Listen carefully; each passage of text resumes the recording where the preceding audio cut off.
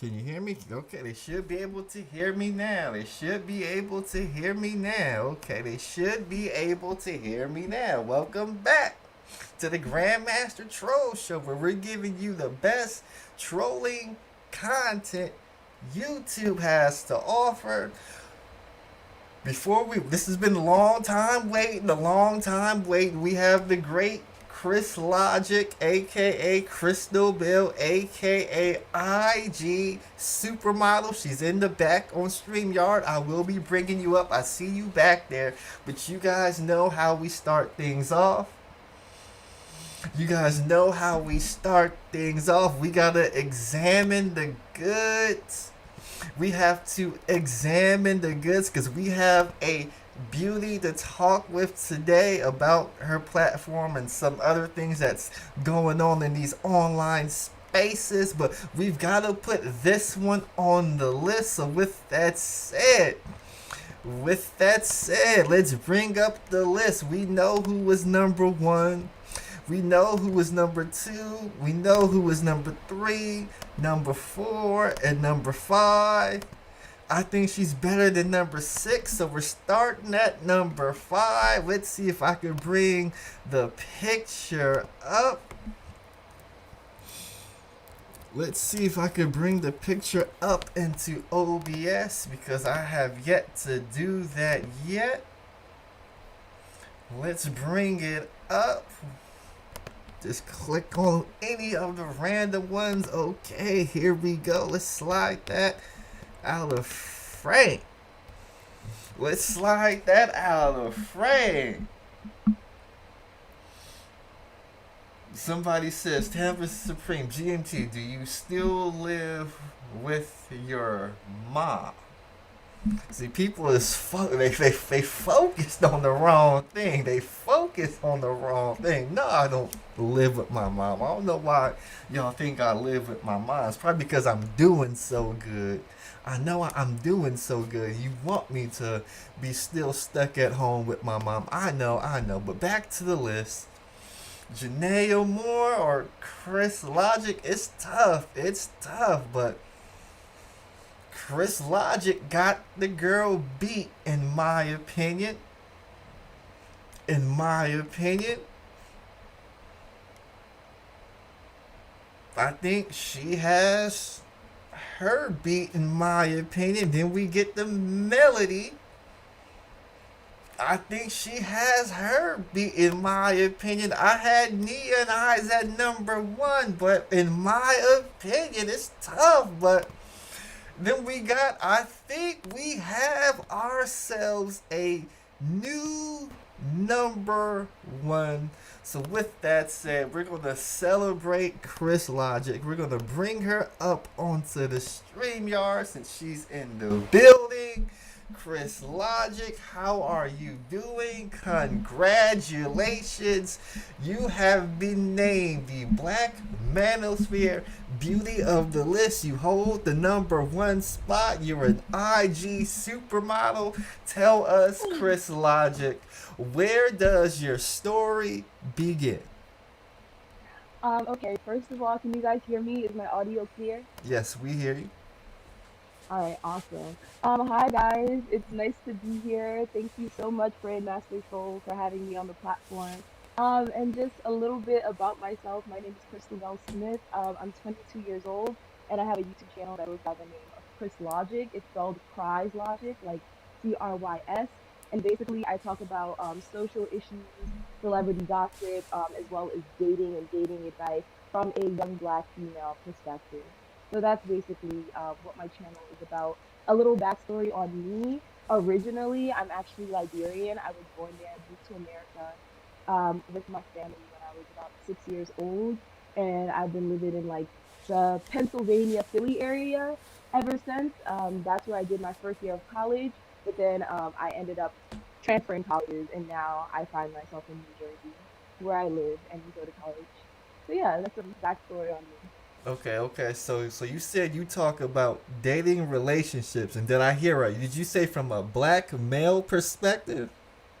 I said from a black a black woman's Okay, perspective, a black a female perspective. okay, a black female's perspective. So I gotta ask you, since you were talking about dating, last month was Valentine's Day. The people want to hear about where this high value man took you out on Valentine's Day. What gifts did he buy you? How was the high value Valentine's Day date was on that particular day, where couples around the world, but especially here in America, celebrate their love for their partner or their wives or their husbands or their girlfriends or boyfriends. How was that day for you? It was non-existent. See, I'm a very honest person. I feel like a lot of people get on here and they try to like do this thing where they put on this persona and everything like that. Like, I'm not that girl. I'm the girl that tries to be as like honest as possible, and I want like people who watch me and my fan base to like be honest. I want them to have like a real insight on what it is, being young and being a black woman trying to date and everything like that. I don't want to like sell them this false dream. Like, so your girl Chris Logic has been in a relationship for the past year and a half, year and almost like 7 months, and me and my boyfriend we ended up breaking up just about like a month ago, and it's been hard. It's been hard. It's been difficult. It's been the struggle bus and everything like that. I forgot about it. And I went on a date on Valentine's Day. It was really nice. We went to this restaurant. It's called Salt Creek Grill. And it's in New Jersey. It's a really nice restaurant. It was really good. We had fun. He got me roses, flowers, and everything like that. It was super sweet, but no, I wasn't. I didn't get any Birkin bags or anything like that. No. Okay, okay. So you enjoy Valentine's Day, but you recently broke up. Now we don't want to get in your personal life, but was the dude a dusty? Was he cheating on you? What's going on where black men? I'm assuming he was a black man, even though I could be wrong. Correct me if I'm wrong, but why are relationships not really working out in the black community? Because that's something you talk about a lot on your channel. Yeah. So in this situation, I don't want to say it's my fault, but if anybody's fault, it's more me than him. Definitely in this case, and that's why I was so sad about it. Because I guess without going into too much detail, him and I are like very passionate people. And to answer your question, I would consider him a high value man. We met in college. He's basically like, well, like we met in college and everything like that. He's like, I think he's doing well for his age and everything. Him and I are around the same age. He has his own apartment, has his own car. He's in college, has a decent job.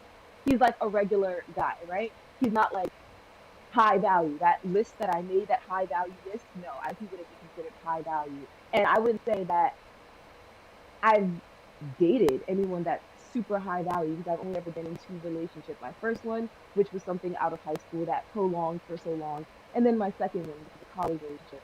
I'm just now trying to like, which I've said on my channel, just now starting to like get into the level up movement, getting into entertaining only high value men and like switching up the guys that I'm entertaining. Right? So that's basically what it is. And as far as him, the reason our relationship ended, it was stupid. We had just it was our anniversary or something like that. We were celebrating our year and a half anniversary. We had just been like out. We traveled somewhere and we had been out for like a week and a half, and we had just came back. We got into an argument over something so stupid. And I was just really bad. I was like, oh fine, don't call me anymore. I'm done. Like being really dramatic. I was doing the most. Um and he called me back a bunch of times, but I was being petty. I didn't want to answer the phone because I don't know. I don't know who I thought I was. I was on cloud nine. But he was calling me and calling me and calling me, and then I was just like, well, I'm not answering because I'm upset right now. And he didn't call me. He didn't call me for about like 2, 3 days. And I'm like, oh wow, you just went 2, 3 days without calling me, even though you like spammed me on the first day.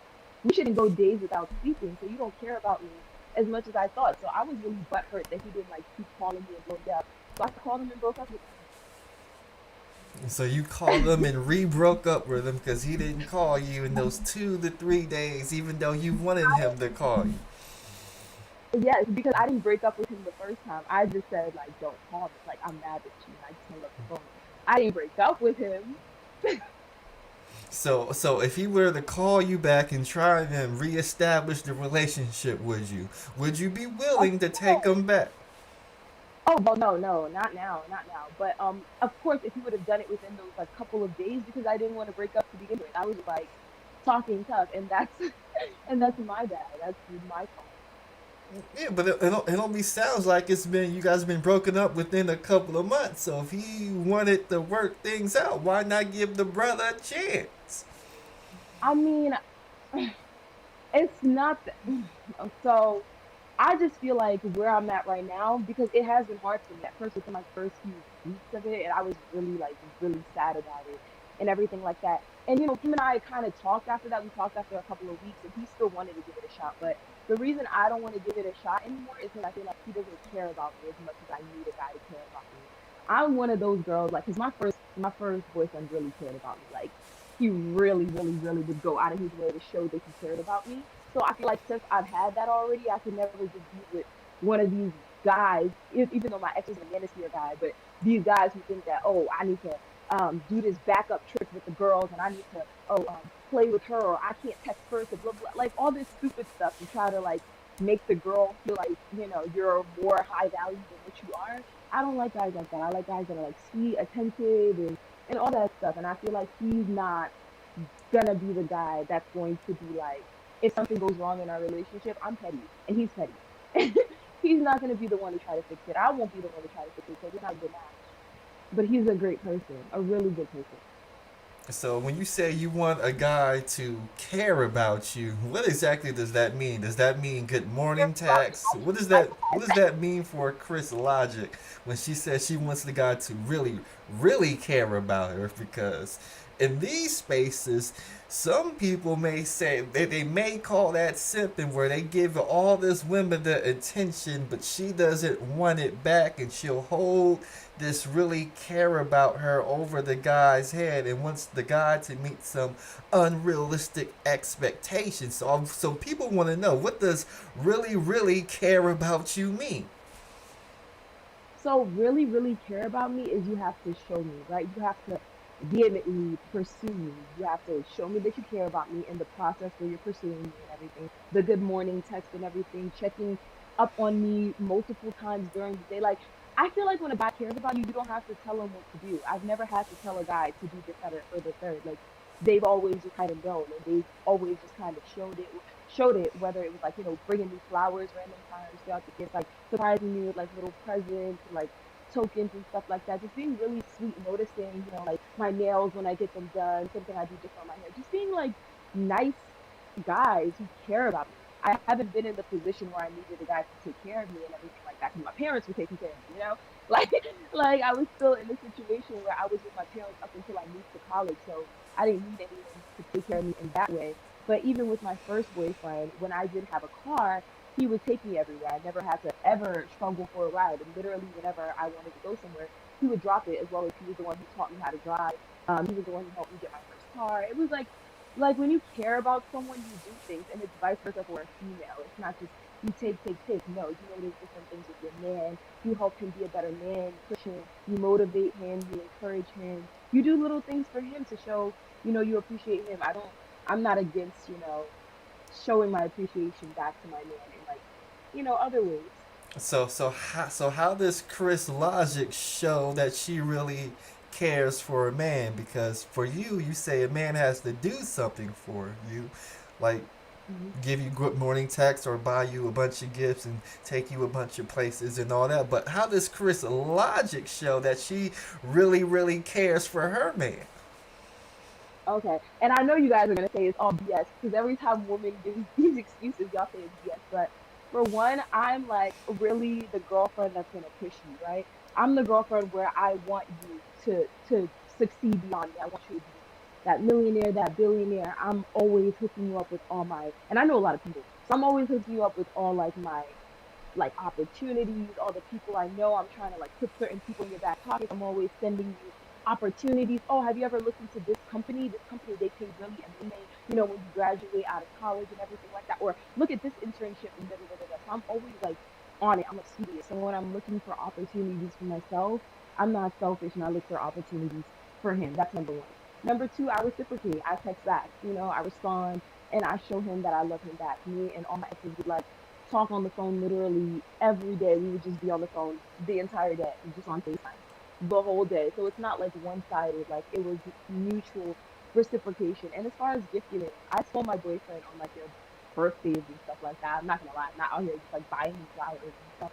But like on his birthday, Valentine's Day, I'm not the girl that's gonna get you socks. Like, no, you're gonna go all out for me, I'm gonna go out for you. Like, that's period. Okay, okay, okay. It sounds almost about right. It sounds almost about right. But I want to talk to you about your YouTube channel because you blew up. Because you were the 22-year-old woman on the block who checked Kevin Samuels. So tell the people your thoughts about Kevin Samuels and why that particular video for you blew up. I don't know if you could call that blowing up, but I would definitely say that Kevin Samuels for me, I really don't have anything against it. I don't hate Kevin Samuels. I just hate what a Kevin Samuels represents, right? Because I know so many guys like this. I have uncles like this, like older gentlemen who have been through things in their life and they're upset, they're bitter, they've been through bad experiences with women.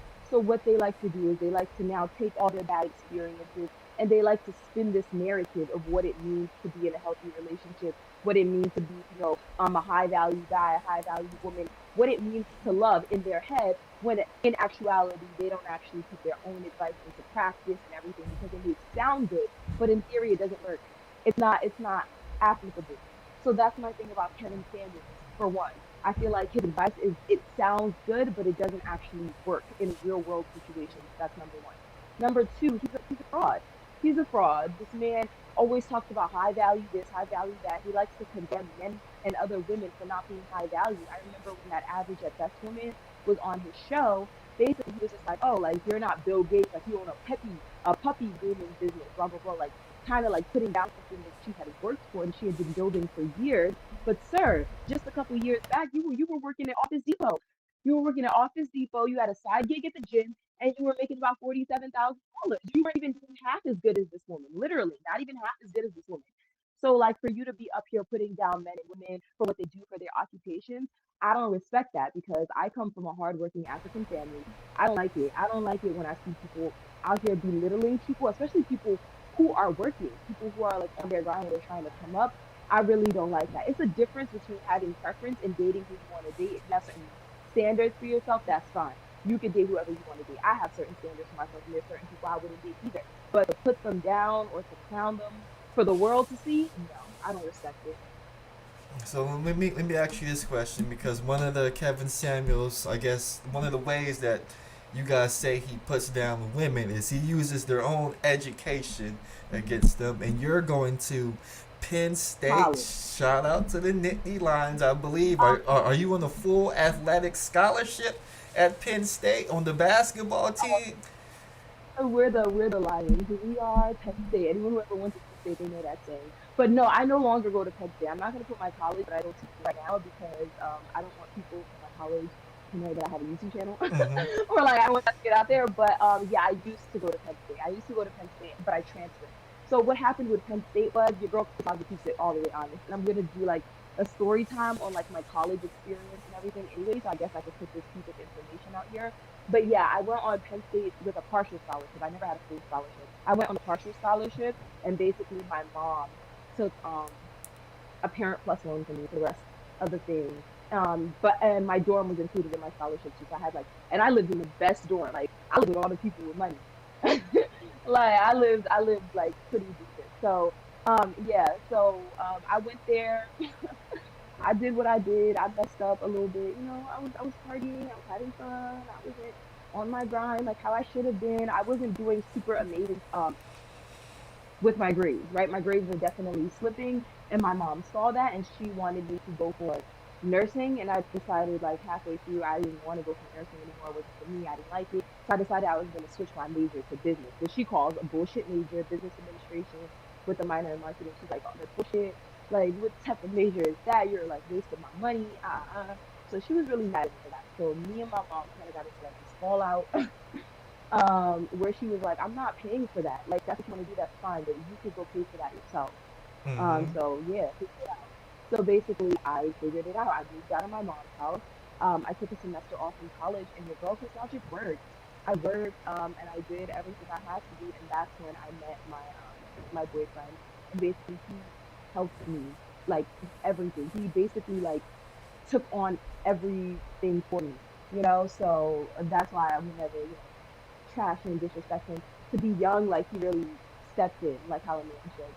So But, yeah. but, but Chris though, if your boyfriend took care of everything, helped pay for your college and did all that, it was really showing you that he really cared for you.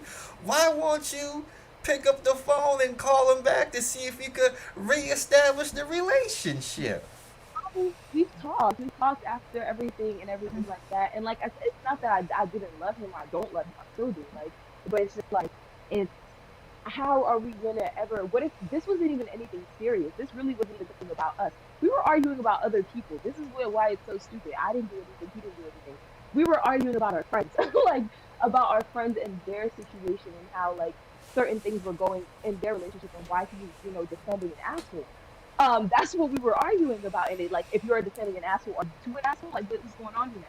So that's what we're talking about, and that like spills over into our relationship. So it's not even something about us. Imagine if something like big between him and me happened, and him and I happened.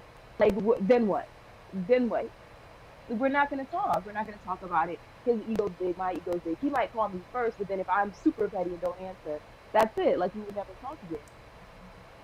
Well, He's not the guy who's gonna like, I guess, chase me like how I feel like I want to be chased. And I know some of you guys are gonna hate this because they hate that. They, but I that's what I want. That's what my first boyfriend was. That's what and I'm not trying to compare him, but that's if you're not like I'm sorry, I just can't be with a guy like that with an ego like that. Well, I understand that, but that's one of Kevin Samuel's talking points. We see all these women who were in these relationships with men who cared about them, who went to work, who took care of the kids, and for whatever petty reason, they ended up breaking up.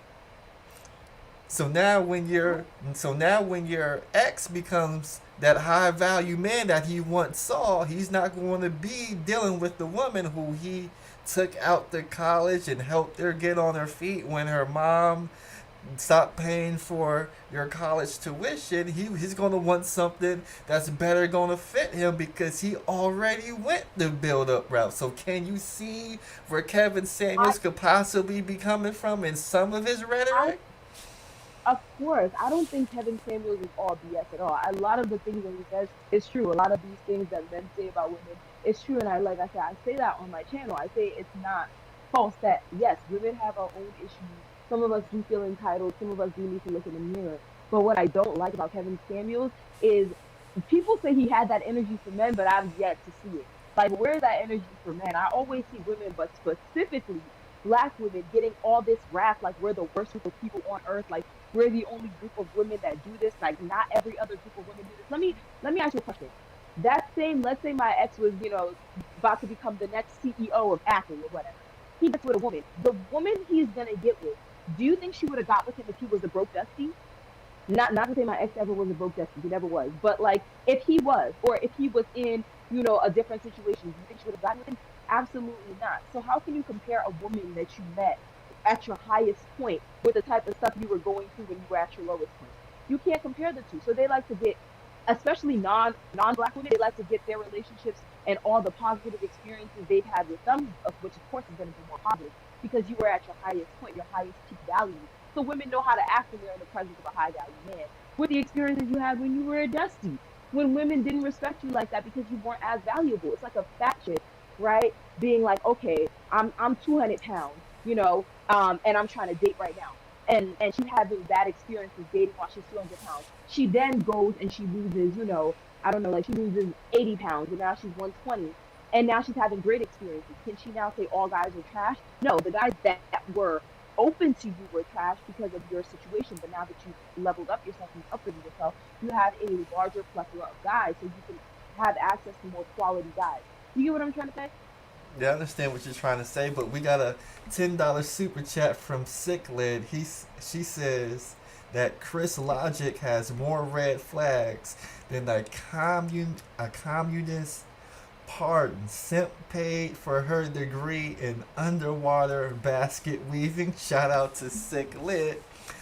But you may be right, but there's some women, for instance, the woman who married Jeff Bezos when Jeff Bezos wasn't rich and Amazon was just something he was starting out in his mother's garage. She stayed with her man through all the times and do all that, It and Jeff Bezos rolled up to the top. Then, for whatever reason, I don't know the particulars, but the relationship went sideways, and she escaped with $50 billion.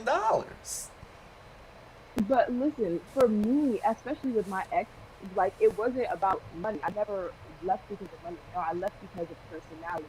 Mm-hmm. It's like a personality thing. I don't want to be in a relationship with someone I'm not compatible with in the long run, right? In the long run, and this was a recurring thing. It's not like it's. I mean, it is the first time that this has ever happened where we didn't like talk for days, but we both have like egos on us. Like my has an ego on him, I have an ego on me. And like we clash in certain ways that I haven't clashed with other guys that I've either dated or like my ex in the past, right? So I understand that there's certain personality types that goes better with one another for dating. And just from dating him for a while, because him and I dated for a while and everything like that. Like I said, if we would try to work it out initially right after we just broke up, it's fine. But now it's been like a month and change. I'm not no, like why? Why? I'm dating, I'm having fun dating. I'm like I'm like, why would I go back to something that wasn't working? And Okay. that's the thing. A lot of these guys, they like to say, "Oh, women like to give up." It's not about giving up. Y'all say, "Oh, if you see red flags, leave." That's what y'all always say. Y'all always say, "Oh, but Pookie and Ray Ray, they didn't show you any red flags. They didn't show you there was gonna be this, or this guy didn't show you any signs or of abuse, or you didn't see signs that he wasn't the type of guy you want."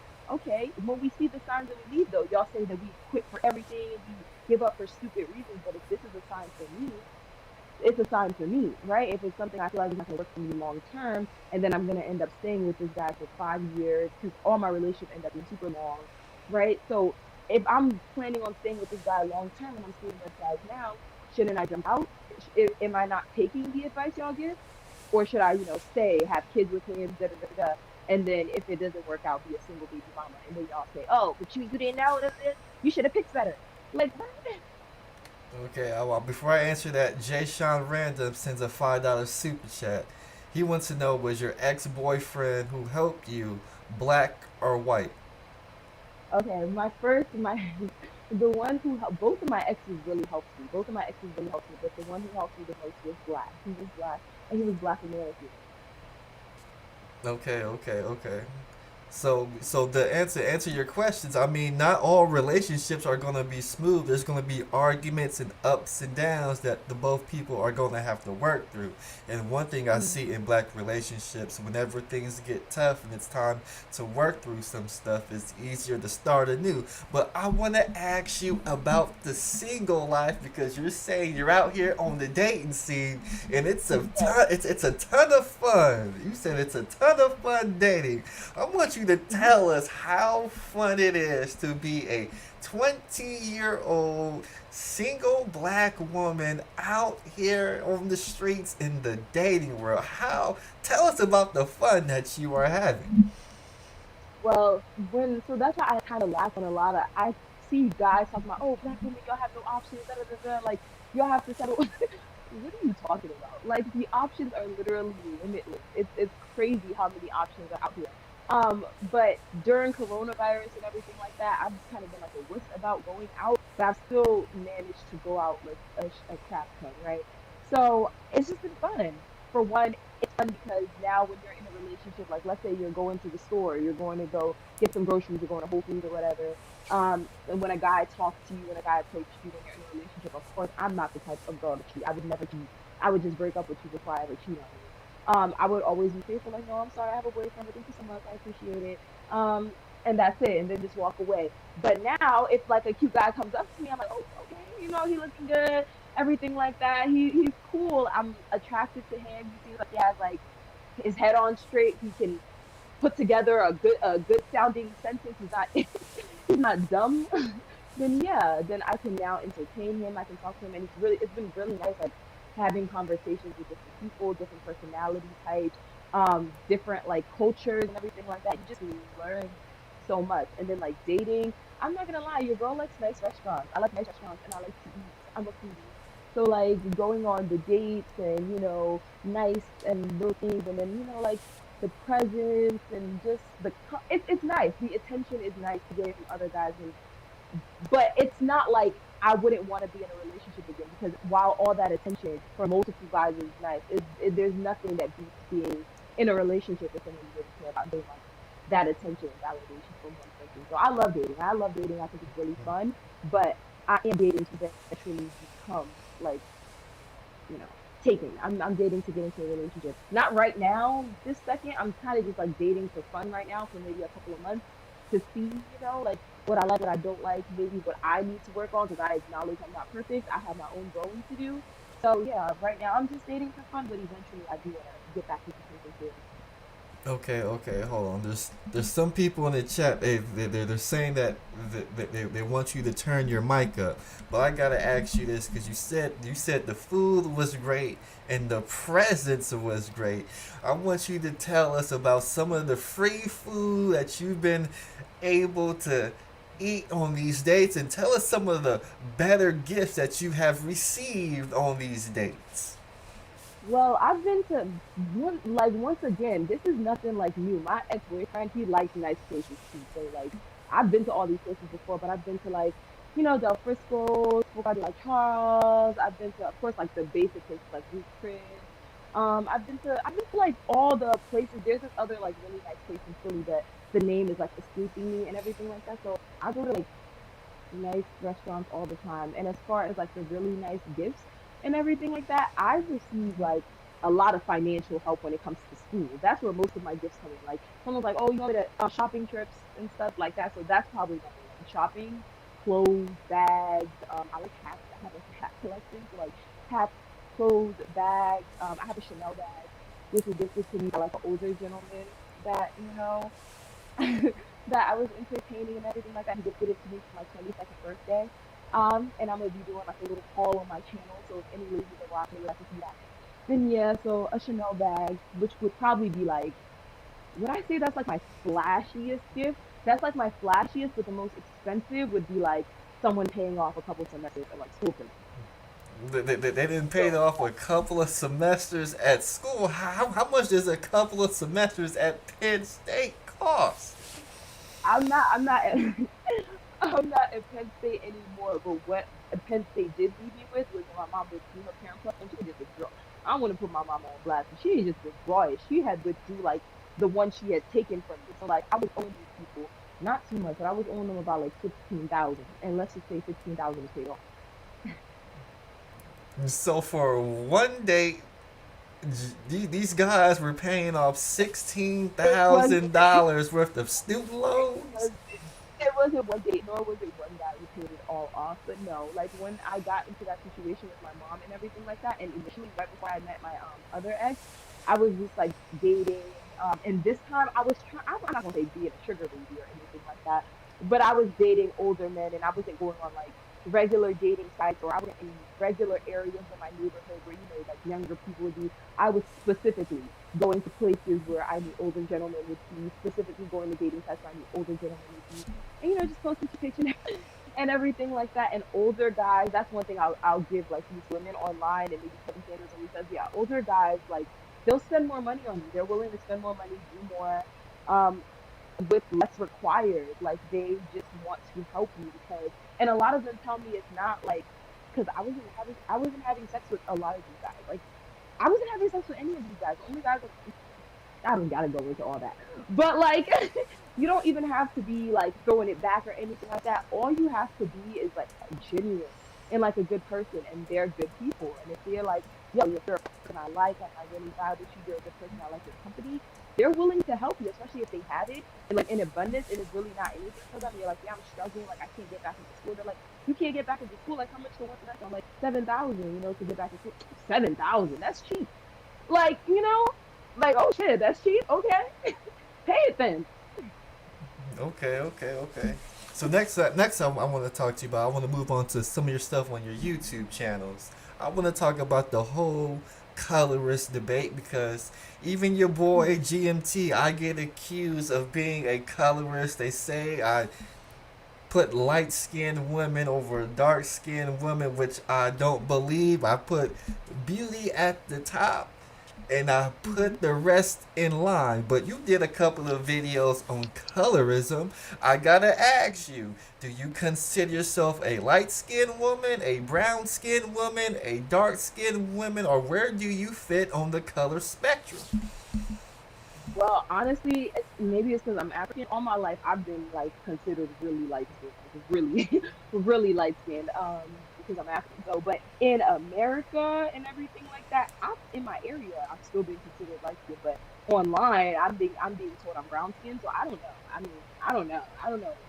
I guess it's subjective. So I would consider myself like light brown skin to light skin. I think I'm like fair skin. I'm think I'm like No, okay, so tell us about the whole colorism debate because you said colorism was real. it is. Oh, it for sure is real. So I basically follow this YouTube channel. Her name is Christy. I don't know if you've ever heard of her, but her name is Christy here on YouTube. And I found her because when I was younger, my older brother would always listen to this guy named Tommy Sotomayor and stuff like that. And sometimes he would listen to his videos or whatever, watch his videos on our desktop computer. So when I would go to go play my little Disney Channel games, yes, I was still playing Disney Channel games and stuff. Or like go online to go do whatever I was doing online, write a paper or whatever. So I would see like these videos, and I was young when I was discovering some of these videos, and I would hear some of what he was saying. I'm like, is this real? Like, why? And he would like call black women beasties and all these other things. And then I saw this one video. So as I got older, I subscribed to him at one point in time because like to hate watch him because I was just so fascinated by what he would say. I'm like, why is this guy bashing black women? And that's kind of when I figured out that black men really hate black women low key. I figured that out like pretty early. But I'm like, yo, why is he bashing us so hard? So I remember one time he was like going in on like dark skin women, like, oh, they're like when they wear weave, it doesn't look as good because it doesn't look as natural. And he was just saying a bunch of like stupid stuff, and I'm just like, yo, like this is so like messed up. And I remember having a conversation like with my friend and everything like that, and she would always talk about like, like I don't know how to put this, but she would always talk about like, being a light skin, like how it was so much better and da da da da da, and how people, because I was getting into a lot of altercations growing up. And I think it was more so because I was African and less because I was light skinned, but that's a whole nother story. She was talking about how it's because we're pretty and, and this and that and the third. And I would always be like, I mean, yeah, but they're pretty too, and da da da da da, da, trying to be nice about it. But she was like, no, it's because, they're mad because they're light skinned and da da. She wasn't even like, she was like dark brown skin. But she was like, yeah, because we're light skinned and this, that, and they're just mad and they're just haters and blah, blah, blah, blah, blah. And I've always heard little things like that, and always, I've kind of thought, like, that's not right. But once I found Chrissy, who kind of, I guess, being recommended her by, like, Tommy Sotomayor and other stuff like that, I listened to, like, one of her videos, and I've heard that. Like, I have heard people say, like, stuff about people being burnt, and, oh, I turn off the light and I can't see you, and different. I have heard those things, and I've never really, like, thought too deep into it, but to hear her break it down really like made me think that yeah, colorism is a serious thing, it's a serious issue, and it shouldn't be ignored, it should be addressed. I kind of feel not awkward, but sometimes I feel weird like interjecting myself in a conversation because I feel like what people need to do sometimes when they're not personally affected by something, they need to just sit down and listen. And like they need to be allies instead of just trying to talk, talk, talk, talk, talk. So yeah. So let me ask you this: if you would have been of a darker skin tone, Mm-hmm. do you think it would have been harder, or those guys who helped pay some of your college tuition, do you think they still would have paid it? Yes, I really do. I really do because I don't think that beautiful dark skinned girls out here are struggling. That's like the notion I don't agree with. I don't think any pretty girl of any race, shade, whatever, I don't think they're struggling because I have pretty dark skinned friends who are not struggling by any means necessary. They are not struggling. They are doing great. Like some better than me. So I'm just like, okay, well, that's not true. But like I also don't think that colorism isn't real just because you're a pretty dark skinned girl and you are like doing well. I think that's just pretty privilege, right? But let's say you're average looking girl and then you're light skinned and then you're average looking girl and you're dark skinned. The average looking light skinned girl, they could literally be like both like sixes or whatever. The average looking light skinned girl in a lot of times might get picked over the average looking dark skinned girl because she's light skinned and she might get like pushed up there as being like beautiful even though she's not. Where the dark skinned black girl who's also average is now considered ugly because she's dark skinned, and then I don't, that's when I feel like it starts to get murky and then I don't like that. But yeah, colorism is a thing. And it's not just like beauty. For me, I think if you're beautiful, people are gonna think you're beautiful personally. So that's not the side of colorism I agree with. I personally agree with the side where they talk about promotion. You do see like I'm watching right now with my good friend, I'm watching this series called American Horror Story, and I'm on season 3. And basically, they have all these pretty white girls in the season before. They have like a pretty biracial girl, and in this season, you know who they have the representation for the dark skinned black girl? They got Precious, and there's nothing wrong with Gabourey Sidibe. She's beautiful, she's amazing. But like y'all, that's the dark skinned black female representation in the movie. And since I've watched so much Chrissy and stuff like that, like now I see it. Like I see exactly what she's talking about. I never saw it before, but it's right in my face. How could I not see it?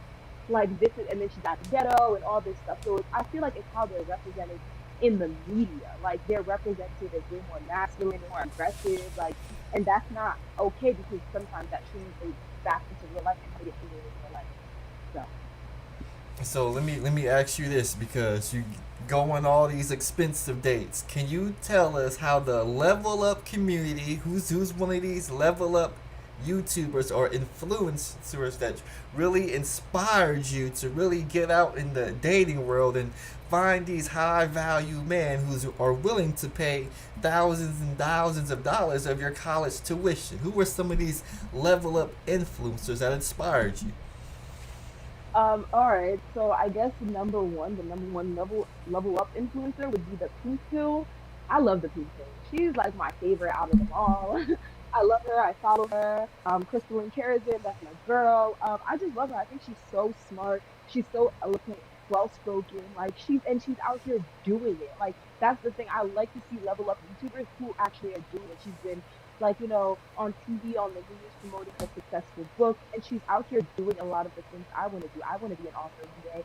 I plan on owning a successful business and everything like that, and I plan on being as successful as she is, or even more, in life. So I really look to her, as well as Shira. I take bits and pieces of her advice. I take parts of her advice where she's like freestyling really works, which ladies it does, it really works. Where you just like go out by yourself to like a nice place and you just sit there. You can just go to like a nice bar and just like sit there, just get a drink and just sit there be on your phone. And literally, guys will approach you, and the guys who are approaching you, 9 times out of 10 are gonna be better caliber guys, just out of like where you are, just because of where you are. Okay. Like so that's some good advice. But as far I don't have children, so as far as like the lying about children thing, me personally, I don't date men with children. And a lot of guys say, oh, it doesn't matter if I have kids. It's not the same for single daddies and single moms. It is for me. If you got kids, I don't mess with you either. And I know none of my friends mess with baby daddies. So if you got kids, I can't rock with you. Um, Okay. Okay. unless that's not true. Unless you're like an older, more well established gentleman, then that's completely different. But if you're like around my like age like category, or like even in like 29 or something like that, or you're not as established as you need to be and you got kids, no, I'm sorry. I can't do the daddy thing. But I'm sorry, what was the question? Okay, hold on. We got a $5 super chat from Jay Sean Randoms. Another one. Thanks for supporting the channel. He says, GMT, you're going to have to chop and screw this one. Peace, fam. But back to this whole established guy. Does that mean owning a house and a car and being able to pay thousands of dollars in college tuition? Is that what you mean by establishment? Well, the first two basically, it's like, well, yeah, all three of them, I guess. Owning your own house, owning your own car, and when I say established, I mean like you have to be well off enough to be able to take care of your kids, not to be an issue. You're gonna be able to, provide for yourself and provide for me. And you're just established. You have it going on, and you're not trying to still figure out where your career is headed and everything like that. That's kind of what I mean by established, not necessarily material things, which of course is going to come with being established, but not so much focused on material things, but more on like the concept of, okay, I have a steady career, I know exactly where my life is headed, and I'm not just trying to figure it out. Like for example, if I was to date a 25-year-old guy, he's probably trying to figure out, his job, he's trying to move up in the ranks and everything like that. And there's nothing wrong with that. I wouldn't say I would date a guy like that. But then to have kids on top of that and then multiple, no. Like you that's too much baggage. That's way too much baggage. Why do I have to be with a guy like that when I don't have to be with a guy like that? When there's other guys out there like who aren't like that. Okay, okay. Another thing you talk about on your channel a lot, you talk about black love and how you don't like black love. And I see a comment that Big Game Orenthal James left. Let me slide up and read it. He says, notice she said black men hate black women, but she's a supporter of the pink pill. So tell us your thoughts on black love and why you no longer believe in black love. And then my follow-up question, are the people who are paying off your tuition, are they predominantly black guys? Okay, so the first question is no, I don't believe in black love. And no, I don't believe in being a interracial dater only. I believe in loving who loves you and loving who's going to treat you the best. I don't believe in this whole like black people, we can only date other black people, we gotta stick together because our community, da da da da, that's bullshit. Because at the end of the day, black men are the ones who are dating out more than black women. So even if black women decided we're not going to date out anymore, which we haven't been doing, like for a lot of years, black women haven't been dating out like that, So if we decide we're not going to date out, it doesn't matter. The black community, we're still mixing. We're still like it's still happening. So why should I, as a black woman, feel like I have to punish myself and only deal with black men when there are other races of men out here who are good quality, who are good caliber, who are going to treat me good, respect me, good, be good to me? Why should I shut out all those other guys out of black love when we don't give black men the same advice? Like I would never do it. And another thing on top of that, when you say black men, I'm African. So I don't consider Black American men to be my men. I consider African men. If we're talking about a group of men, I don't like. I'm doing. If anything, African men should be mad. They should be like, oh, but you put you like, you know what I'm saying? And African men date out. African women date out. Especially the part I'm from, Liberia. It's not in our culture. It's not a thing for us. It's not even a fucking thought. It's like you date who you love. You date who treats you well. Would your parents love it if you came home with a Liberian person? Yes, but it's not a must for us, right? So at least for my family dynamic, that's how it's been. So sometimes I get like kind of thrown aback when it be African American dude on my case, like, oh, you hate black guys. No, I don't. Y'all are a dating option for me, just like any other race of man. Like I date who is the best suited for the job. Okay, okay. It's good to date who's ever best suited for the job. But I want to talk about your Instagram supermodeling career. You're a real beautiful woman. Can you tell us about the modeling opportunities that have came your way? You called me a supermodel. I was cracking up when I saw the title. You called me a supermodel. I never called me a supermodel. But thank you. That was one hell of a title. Shoot, I'll take it. Um, but basically, yeah, as far as like modeling or anything like that, no, I'm not a professional model or anything like that. As far as Instagram, I kind of like I don't even consider myself like having a lot of followers on Instagram. I think I have like 5,000 followers, and that's just because like thirsty dudes follow me.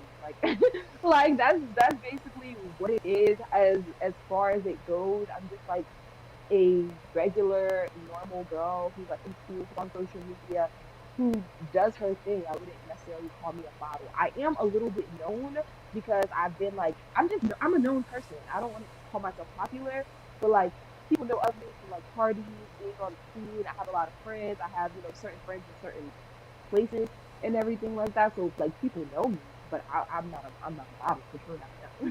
Okay, okay.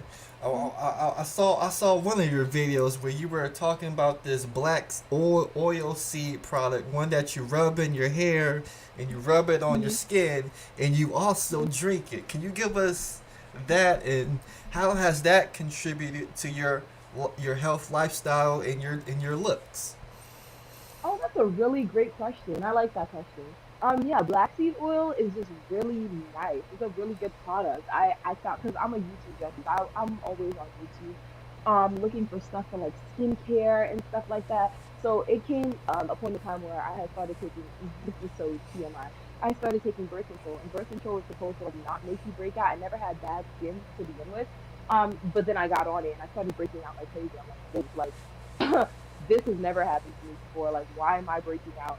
And I'm like, it's the birth control. I know it's gonna go away after a little bit once my system kind of gets used to it. But I need something to help me now. And then also, I had like joint pain kind of because like I was an athlete in school. I used to kickbox growing up. I got like all the way up to like brown belt, and then I also did Muay Thai for like self defense and everything like that. So pretty athletic. I did volleyball in high school. I did a bunch of stuff. So I'm like pretty athletic, and I maybe like I took a toll on my knees or something like that with all those kicks I used to, kicking at people.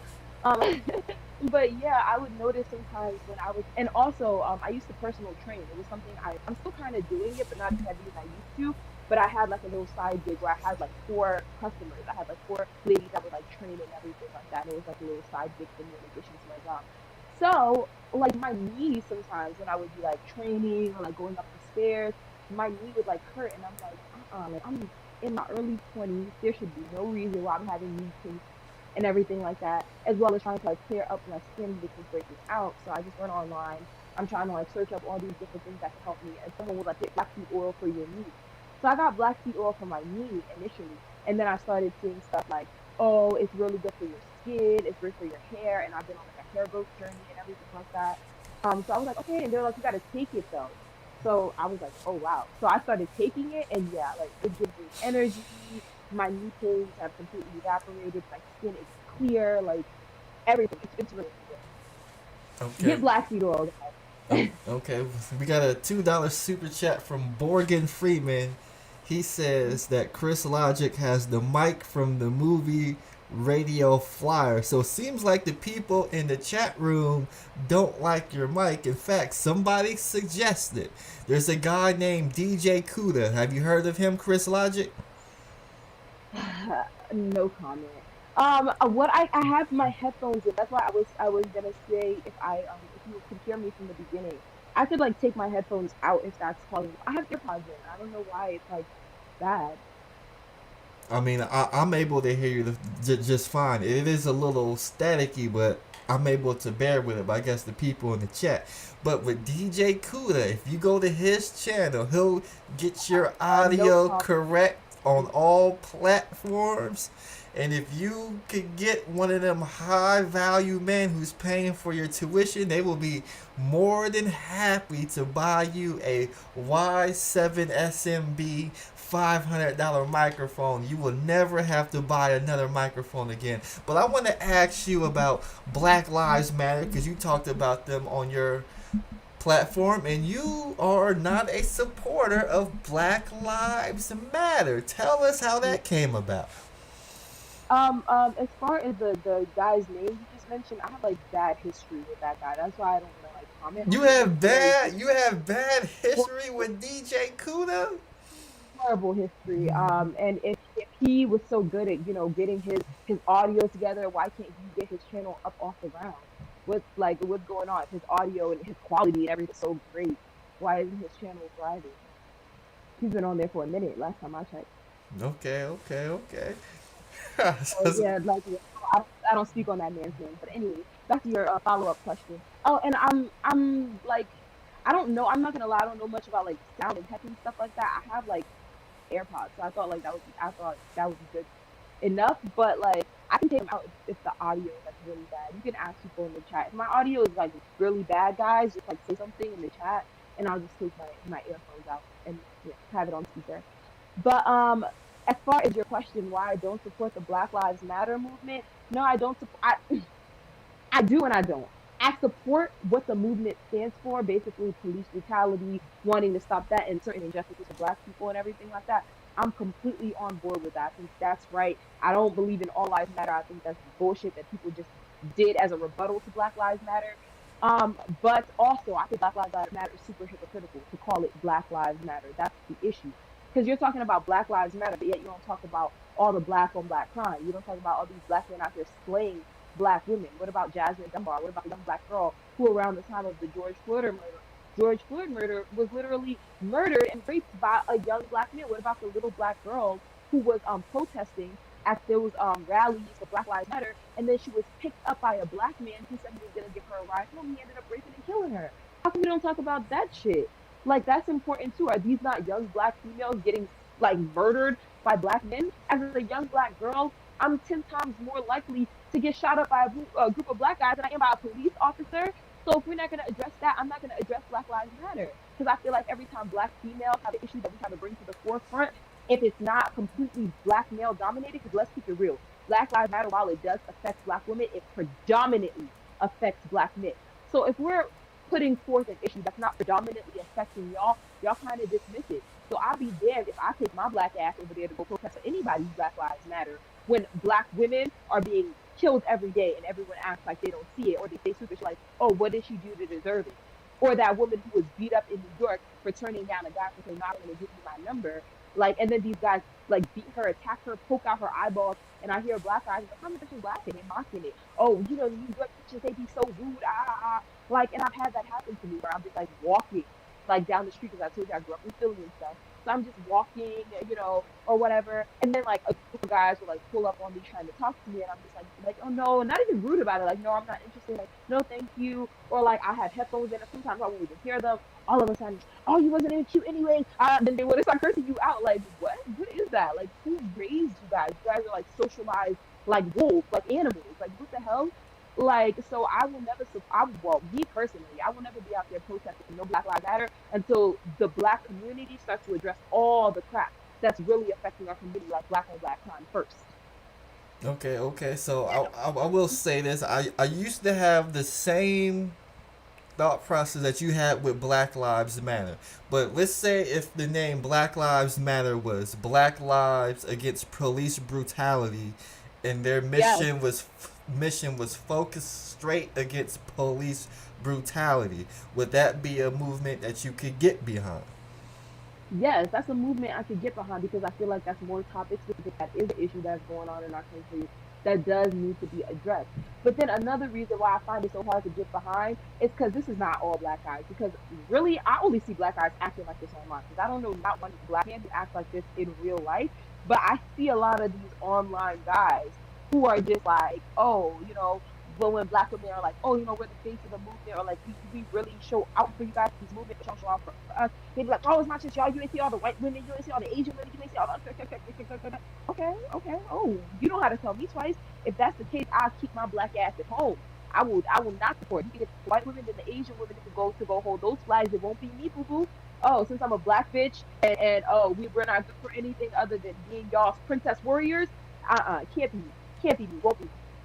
Just like Stephon Clark, the young man that ended up dying, and then we found out that he was saying all this horrible stuff about black women and how he said Asian women were better. Where were the group of Asian women, right, out there protesting? I only saw black women's dumbasses out there protesting for that man. I will never understand black women who support Stephon Clark out there. Ooh, justice for Stephon. Like, do you know Stephon didn't like you? Do you know that if it was a verse, Stephon would not be out there? He would have probably said you did something to provoke that officer. So why do we always give out all this support and all this love that's not reciprocated? I don't understand black women who do that. So it couldn't be me. It couldn't be me out there. Okay, okay. So you also talk about politics on your channel. So I gotta ask you, we had a controversial election. Were you Mm. team Trump? Were you team Biden? Or are you gonna take the easy way out and say you were team independent? Biden all the way. What type of question? Biden and Kamala? Are you kidding me? Are you kidding me? You think I wanted another 4 years of freaking Trump, the orange potato? Like that's what you think? So what did you not like about Donald Trump? For one, he called my continent a shithole country. So there's some bias in my heart just based off that. That's number one. Number two, all the stuff that he was doing, immigration, all the immigration bans and everything like that. I'm not Muslim, but that shit was deliberately targeted towards Muslim people, Muslim countries, and a lot of South African countries suffered because of that. And I'm African, so once again, like this was something that was hugely discussed in my household, amongst the community, and everything like that. So we already have like African people don't even really like Trump like that, right? It collectively. So that's number one. He already has a strike against us. And then number two, he always talks about, oh yeah, black people, their employment rates went up. When I was in office, bullshit. Their employment rates for fucking bullshit positions went up, like McDonald's, Wendy's, Amazon, all these other companies. Not to call these bullshit positions if you like you work there, anything like that, but like low paying positions, minimum wage positions, hourly positions. Yes, black people went up in employment for those, but black people went down in employment as far as business ownership, as far as like CEO positions, everything. So what you're saying, you're giving black people jobs, you're giving black people low ranking, low paying jobs that's going to keep them working underneath you and working underneath your system, and you're taking away the powerful positions, Trump. So you're full of shit. Number two. Number three, you see how the Republican Party always lets the slide past the thing of healthcare. Every time you bring up healthcare, because they love to talk about Obamacare was such a failure, is this, is that. But what are you opposing, right? What is the better solution? Since you said Obamacare, well, it does have its own issues, but what is the better deal, right? What is something better? You have nothing to bring to the table other than complaints, right? You want to complain, but you don't want to fix it. And so that's with Trump. And then also he's a narcissist. He's a narcissist and he cannot represent our country. He can't even represent what comes like out of his mouth. He sat there and he said the Proud Boys should stand by, stand proud and stand by. Whatever stupid shit he said. Stand down and stand by, which basically is insinuating that, yeah, I'm not going to denounce these people because these are the people that vote for me. So you're not going to denounce racism, which even though I'm not going to be protesting a Black Lives Matter rally, no, I see the bullshit. I see what's going on. It's horrible. I will be out there voting against it. I'll be out there if I'm ever in the position to be writing bills and trying to pass laws against it. But no, I'm not going to be out there in the cold protesting. No. Okay, so But yeah, tell us what you like about Joe Biden and then I Kamala don't like Joe Harris. Biden. Joe Biden is a fucking idiot to sit there with Charlemagne and to say if you vote for me and you're not black, are you are if like what if you don't vote Democrat, are you even black? I believe that's what he said. And then he did an interview with Cardi B. I like Cardi B's music. I like Cardi B for who she is and what she is. She's an entertainer. But to think that to sit down with someone like Cardi B who could barely construct a well flowing sentence is who black people, black women should be listening to for politics, right? To think that that's how juvenile and that's how unintelligent black people are is really just a slap in the face. And it just shows black people in the Democratic Party, they're really not for us either, but they're better than the racist Republicans, right? Even though they're racist too, I feel like they're the lesser of two evils. That's where I'm at right now. Maybe I will end up going independent one day, but I feel like they are for sure the lesser of two evils. But yeah, Joe Biden is not my hero. Joe Biden is he has his own biases towards black people. It's obvious. He thinks we're stupid. He thinks that our entire culture is just made up of hip hop culture and trap culture.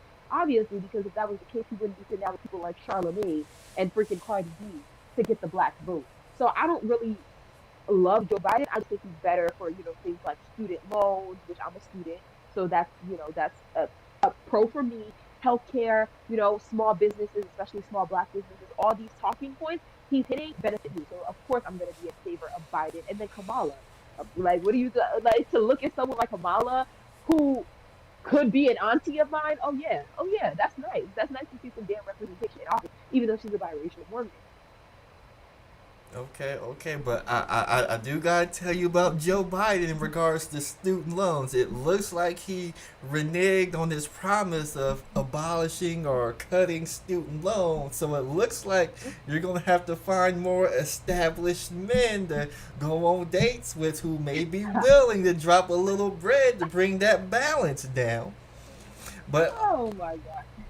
I gotta ask you about the pandemic. How do you think the government, before Trump and now Biden, how have they handled the pandemic in your opinion? They fumbled the bag. They fumbled the bag because Trump is a narcissistic idiot who doesn't believe that disease exists. And also, he likes to talk all this trash about China, China, China. But dude, you're in bed with Russia. Just as much as the Democratic Party, you believe they're in bed with China, you're in bed with Russia. Like, you, like, I don't understand. I feel like he definitely fumbled the bag. He had a heads up. He knew that this was going to be coming for months before it even happened. Yet he didn't shut down the country to all these people who were coming in and out. He didn't close the Chinese border because him himself, he's in bed with China. He talks about everyone else being in bed with China. But you already know that if we shut down travel, we shut down importation and everything like that to China, you know that the American government would suffer greatly. I don't care what anyone says, you will.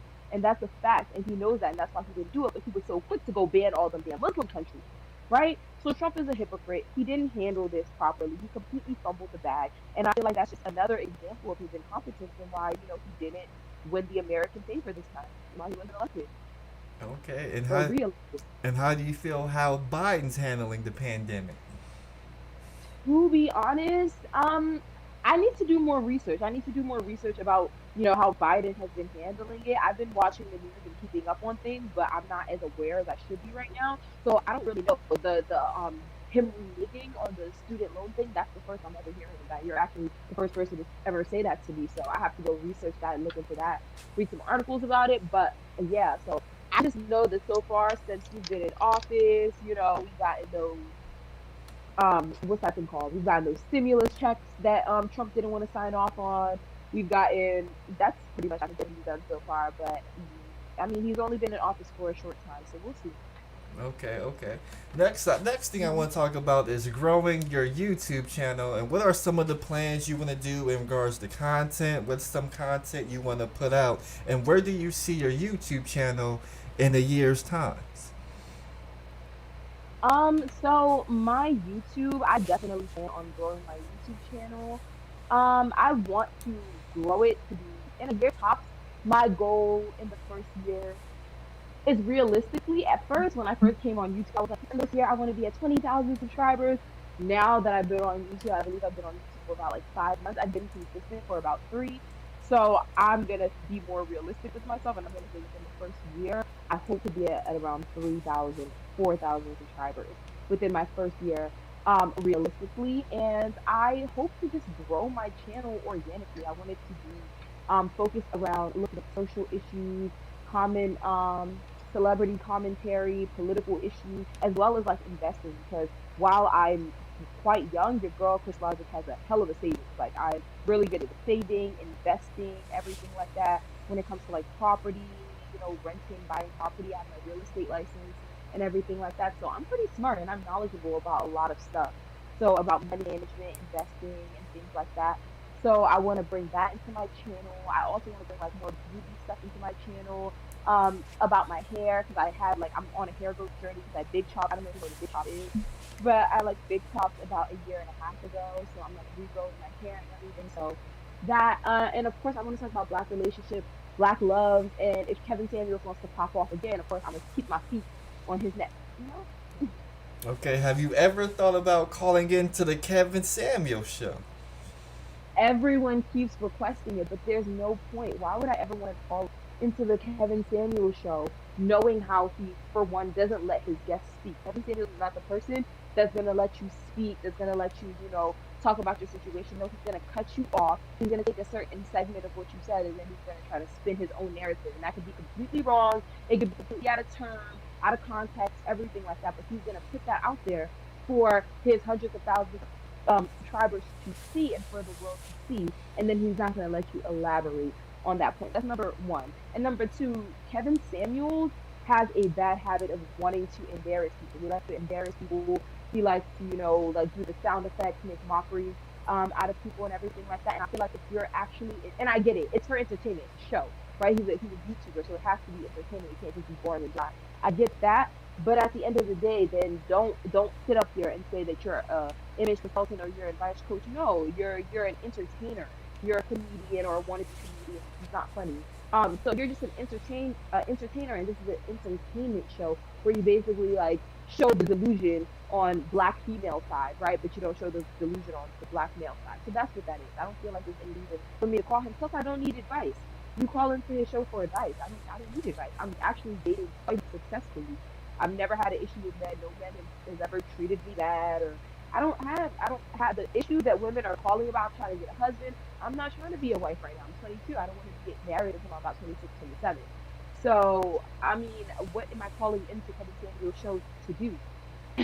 No, you just be calling into Kevin Samuels, have a conversation, but more importantly, you're putting your brand in front of a That 15,000 live viewer audience that's going to help your channel grow, and you be able to that's create good. Does content he, off of it. does he? That's true. Does he allow you to like shout out your channel? Because I was thinking about it. I was like, well, if I can shout out my channel, but then a lot of the people who watch Kevin Samuels, those aren't necessarily the people. I know that, of course, there are gonna be people who come to my channel, my platform, and they're gonna like my stuff. But I feel like that's just gonna invite a bunch of hate.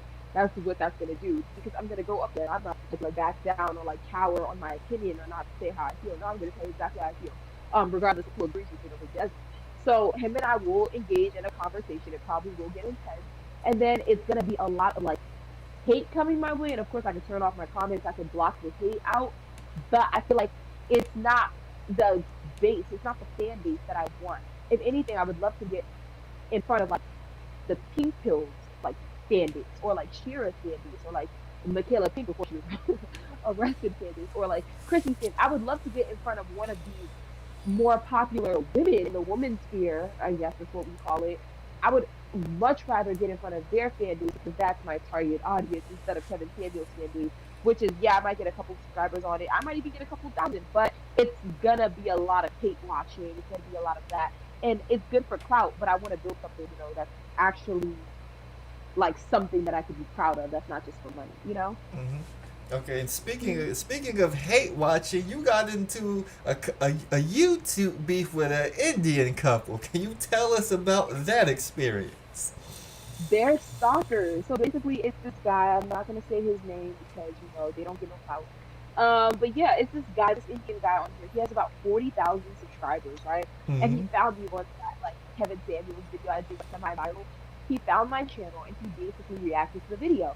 Now, when he was reacting to my video, he was just like, at first, he started the video by like insinuating that I'm a thought. Like, like, whoa, that's one hell of a way to like start an argument. So you're not gonna listen to my points first. You're not gonna. You start the video by insinuating that I'm a hoe for what? Because I'm in like a bathing suit. Because I'm in like shorts and in a crop top. Because like I'm a young girl with a nice body, and I'm proud of my body, and I don't want to hide it away. Like what? Why am I a thought? Do you know my sexual history? Do you know anything about me? Why? What makes me a thought? So he started off with that, and I'm just like, wow, that's some crazy stuff. That's some crazy stuff right off the rip. That's kind of what the same thing DJ Kuda did to me. Was calling me all types of thoughts, prostitutes, saying I had only had a bunch of stuff. Um, but yeah, so I'm just like, wow, you start off a response video with that. So he's responding to my points, and he's basically like pausing the video before I even make my point, and then he makes like a point that I was never even trying to make, and then I basically refute his point like right after he says it. But you know, like he's like basically making the reaction video in a way where it's making my points look like it's not what it is. So he reacts to me for the first time. I'm like, all right, cool, whatever. He reacts to me, it's cool. A bunch of other people reacted to me. I had like 9 people make reaction videos, 9 that I know of on that one video. So I was like, all right, whatever. I made a second video addressing my fans because I was getting a lot of hate in the comment section from that video. So addressing the hate I was getting and everything like that, and basically explaining my points more. He makes another reaction video to that. Okay, so you done reacted to me twice now, okay? Because the first video on his channel does well. Let me tell you, the guy has 40,000 subscribers, but some of his videos only get 300 views. Like he'll literally have a video up for like a month and it'll be like, and I'm like, sir, you don't get views unless you're like talking about Kevin Samuel. You don't get views off your own content. That's why I kind of want to stop like doing interviews and stuff, and stop with the manosphere stuff, and stop with Kevin Samuel, because I don't want my channel to go in that direction where I can't eat unless I'm talking about someone else. You know, I want to actually build my own content and my own brand, which he has failed to do. But he's been on YouTube for years. He's failed to build his own brand and his own relevancy. So people don't care about him. They only care about him when he's talking about other people or Kevin Samuel. And since my video was going a mini viral, and apparently my face is a viral face, he put my face up in like crazy chick or psycho chick or whatever response to Kevin Samuels, and that video did really well on his channel. Like one of his more popular videos, really well. Kind of like when DJ Kuda put me on his channel, that video did really well, right? So like you guys are using me for clout, okay, cool. And I have no clout my damn self, but they're using my face for clout. So he put me on his channel, it did really well. So he reacts to me again for a second time. Okay, cool. Then he gets his girlfriend or his wife or his mom. She looked like she could be his mom. His mom to react to the same video. The second, I didn't even make a third video because I'm like, I don't want people to keep reacting to me, so I'm not even gonna address it. He gets his girlfriend to react to the same video again for a third time, and I'm like, okay, you guys are trolling me at this point. Why do y'all keep reacting to me? Y'all keep coming on my channel. Y'all keep reacting to my stuff because it's getting views on your channel, but that's not okay because you're just sending hate my way, and you're like, I don't like that. What do you keep reacting to me for? I'm not saying anything about you. I deaded the situation, but yet and still you want to keep coming at me, coming at me, coming at me. So I just made like a reaction video to them. And then they responded to that reaction video. They were basically like, oh, we're not gonna give her any more clout. She's using us for clout. I'm using y'all for clout, but y'all have to react to me 3 times for me to make one response video, and then y'all made a 4th response video to me. So y'all done reacted to me four times. I reacted to you once, and I'm using you for clout? That's insane. That's maddening. Okay, we got a question from RBR Network. I have to blame you for RBR because when you know showed on me yesterday, I had to go through an hour and a half of RBR Network. You probably don't know who is. You Oh, should you should I know. That's the guy that was calling me all types of half sisters and calling me all types of beats and calling me out of my name and stuff like that. That's super disrespectful, man. Yeah, I watched the stream, and this is the problem within the black community. You have a lot of, and he sounds like he's an older gentleman. So you have a lot of disrespectful, immature men out here who feel the need to disrespect women, but especially young women. Who? How old are you, sir? Because I could probably be your daughter. Young women who are coming up who haven't done anything to them, but give their opinion, and instead of you trying to school them or you being, the force of wisdom, no, you want to call them all types of bitches. You want to call them out of their names. You want to degrade them, say they're not worth anything, and you want to devalue your own race of women instead of actually making logical points and refuting the argument. I didn't say anything to disrespect this man. I didn't even know this man. You don't know me personally. I posted a video on my channel because my viewers requested me to do a video on my perspective of a high value man. And because you didn't agree with my perspective, and mind you, my perspective is super reasonable. I didn't even give half the qualifications Kevin Samuels gave, right? Someone was saying Kevin Samuels said, oh, you have to make 100,000. I never said that. I said 70,000. I was being super realistic. So to act like good quality men out there who are leaders and provider making 70,000 who own their own house and cars don't exist, they exist. They're all over. Because I see them. I date them. What are you talking about? So for him to call me all types of like D's and stuff like that, that was I can't get with that, and I can't ever respect that. You could have disagreed with me, that's fine. I would have been like, okay, yeah, well, he has an opinion, I have my opinion. We could have even had a dialogue. But the fact that you now went out even with disrespect me is just no. Okay, but he wants to know, what does Chris Logic mean? What's the meaning behind your name? So my name is Crystal Bell. That's my first full name. Like my first name, that's not like my first and last name. That's like my first name, Crystal Bell. That's my first name. Mm-hmm. So yeah, and like my family, my friends call me Crystal and everything like that, and my parents and everything, they would always call me like Chrissy Chris or like Chris or something like that. So like Chris is like my nickname, so I always like would go by Chris. So Chris and then Logic. A lot of people think I put the word logic there because like I'm being logical, which of course I am. I'm always logical. But Chris Logic is basically like Chris's mindset, like my mindset. So um, it's kind of my ex who inspired the name, right? So I would always be like, I don't want to put his name out there, but I would always be like, oh, people say something, I'd be like, oh, that's that. Let's say his name is Trevor. It was Trevor. I'd be like, oh, that's that Trevor Logic, and he'd be like, no, that's that Chris Logic. Like that's that Chris Logic. Like so that's why I named my channel Chris Logic because it's all the stuff that goes on in my head, in my brain, all the concepts that make sense to me, curated in one channel, Chris Logic. Okay. I gotta ask you, because you brought her up and she recently got arrested. We gotta talk about your girl, Michaela Pink. When you saw the mug shot and she didn't have no makeup on and she was being arrested for scamming people, we don't know who exactly. What was the first thoughts that went through your mind when the story broke?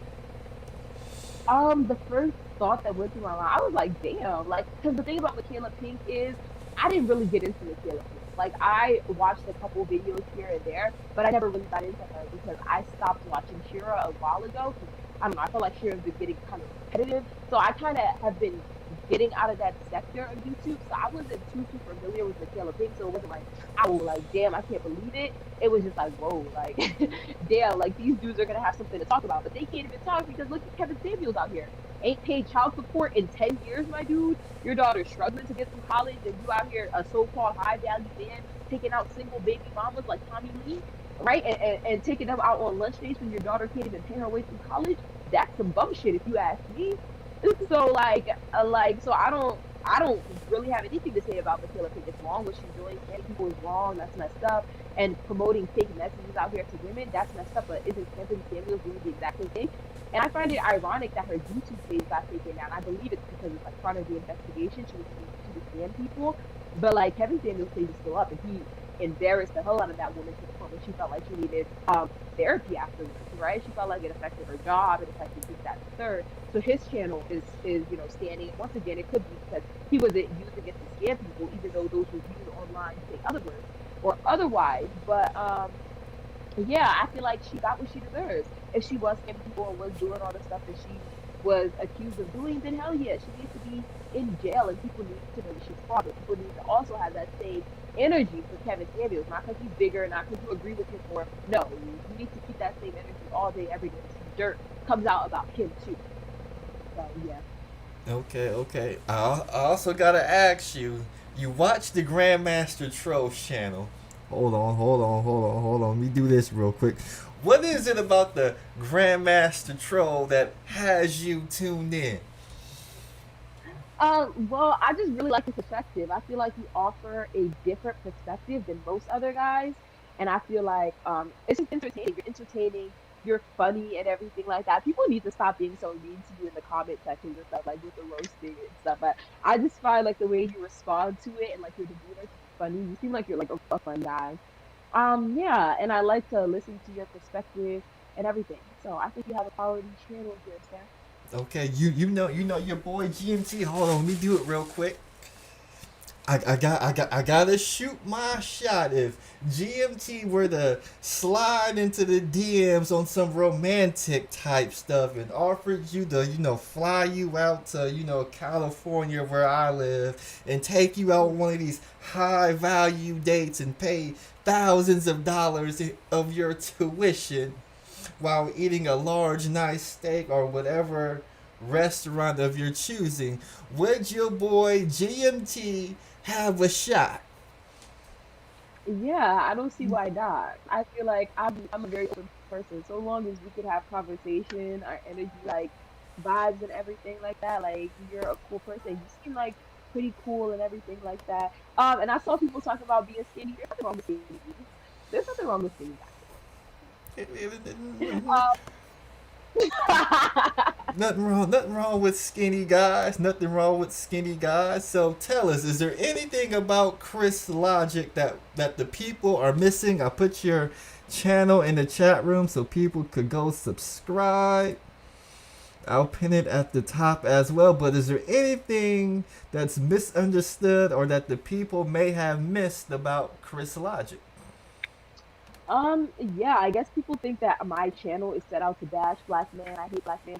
I don't hate y'all black men. I'm not here to bash y'all. I don't like that's not what my channel is about. My channel is about talking about black female issues. And yes, of course you guys are gonna come up because you guys are black men and I'm a black female. So of course black men and the issue of dating and stuff that happens in the black community, that's gonna come up and I'm gonna keep it all the way real. If you think my honesty is hate, then you don't have to watch me. You don't have to tune in and that's completely fine. But I'm gonna keep, doing what I'm doing. I'm gonna keep my opinion the same. And if you do disagree with me, but you would like to add something to the conversation, the perspective, you can always comment. I'm very active in my comment section. I always respond, and I'm gonna try to start incorporating more live shows on my channel so I can give the viewers the chance, come on and debate me, respectfully, of course. But yeah, I feel like I'm open to having my mind change. I'm only 22. I don't know it all, so I'm open to being schooled, educated, especially by older people, wiser people. That's completely fine. I'm just not here for the disrespect. If you disrespect me, there's no room for you in my life, on my channel, nowhere, because that just shows maturity, a lack of maturity. Yeah, but thank you so much, Grandmaster Troll. Like I said, you seem like a really nice person. I really like your channel. You're so sweet. You seem really funny. So I had a really good time. Yes, yes, you gotta come by more often, especially when I go live and I drop the StreamYard link. I would drop it now, but it sounds like you live a busy lifestyle. You got stuff to do. There's a couple of people in the chat. They wanted to, I guess, combat some of your talking points. Are you open to the idea of spending the time with some of GMT's listeners and going back and forth on a panel discussion? Okay, yeah, I guess I could do that for a little bit. I probably have to like dip out in like the next 15 or 20 minutes because yeah, I do actually have some stuff I gotta do out of the way. But yeah, no, I'm totally open to that. And is my audio fine? Like, I don't want to, keep going if my audio is still really bad. Nobody has said anything about it, but I hear you just fine, and on the playback, I hear you just fine. I don't know how All you right, perfect. sound with the headphones in, but you sound fine without the headphones. Hmm. Let me go ahead and grab the link and drop it into the chat room. Now, guys, I need you to respect GMT's first guest. So, foul language, you got to keep that to a minimum. Try to keep it classy. Try and keep it respectful. But I'm going to go ahead and drop the link for you guys right there. So, if people want to get on the panel and ask Chris Logic questions about her platform, her goals, ideas, business inquiries, you could do that as well. Because I know there's a couple of content creators in the chat room right now, but we'll see who comes up. Oh, we got one of your favorites, Chris Logic. One of your favorites is coming up. Oh, She don't know who I am. I'm the real brother. She don't know no real brothers. Now stop being mean to her. Do you know any I real brothers? Cries Logic. I was going to ask you: have you dated a real brother that embraced his black race and culture and rejected the myth of white supremacy? yes, my ex-boyfriend was very pro-black and everything like that, and Hmm. he loved his black culture. And he loved Um, the white but women. yeah, He liked his he liked his women white, but he loved black culture. I mean, he just as women. He was dating me. What? I'm a He was black. dating the high yellow heifers. Well, I mean, well, one of the things that I found, and I've had like roommates and friends who had like a white mother, and so their skin was real light. And one of the problems that I found with them is they considered themselves pro-black because they had spent enough time around the real brother, right? But the Mm, women didn't see them as pro-black. The women saw him as Drake. The women saw him as El DeBarge. The women saw them because they looked white and they could navigate into white circles and white culture. So the problem with this notion that the pro-black brothers want the lightest, want the whitest looking Meghan Markles, uh, that really doesn't fit with real pro-black. If you pro-black, then you should be trying to date somebody that at least looks that you don't need a a magnifying glass to see if whether or not she black. And I think that that's not to put you down. I'm just saying there's a certain type of brother, right, who doesn't um, embrace his black race and culture and want to be with a real sister. They want to be with an Amber Rose. They want to be with the high yellow heifer, the Jessica X, the part-time sister. Could you speak to that in terms of the kind of relationship you have with black men who really are pro-black, who really want the dark-skinned sister that's black and that's down for black, that supports Black Lives Matter and doesn't want to join the Klan? Can you speak to that a little bit? all right, so I'm gonna address a couple of things. So first of all, R&R, I believe R&R Network. So I watched like the playback of his show yesterday, and I just want to start off the conversation by saying like you were very disrespectful, right? And a lot of the things that I talk about on my channel focus on the disrespect of black men and how they don't value black women. So you have a man such as yourself. How old are you, if you don't mind me Yeah, asking? no, Are I'm you 59 years old. Now, can you so display? okay? Can you Can explain the I disrespect? finish? Can you So define disrespect?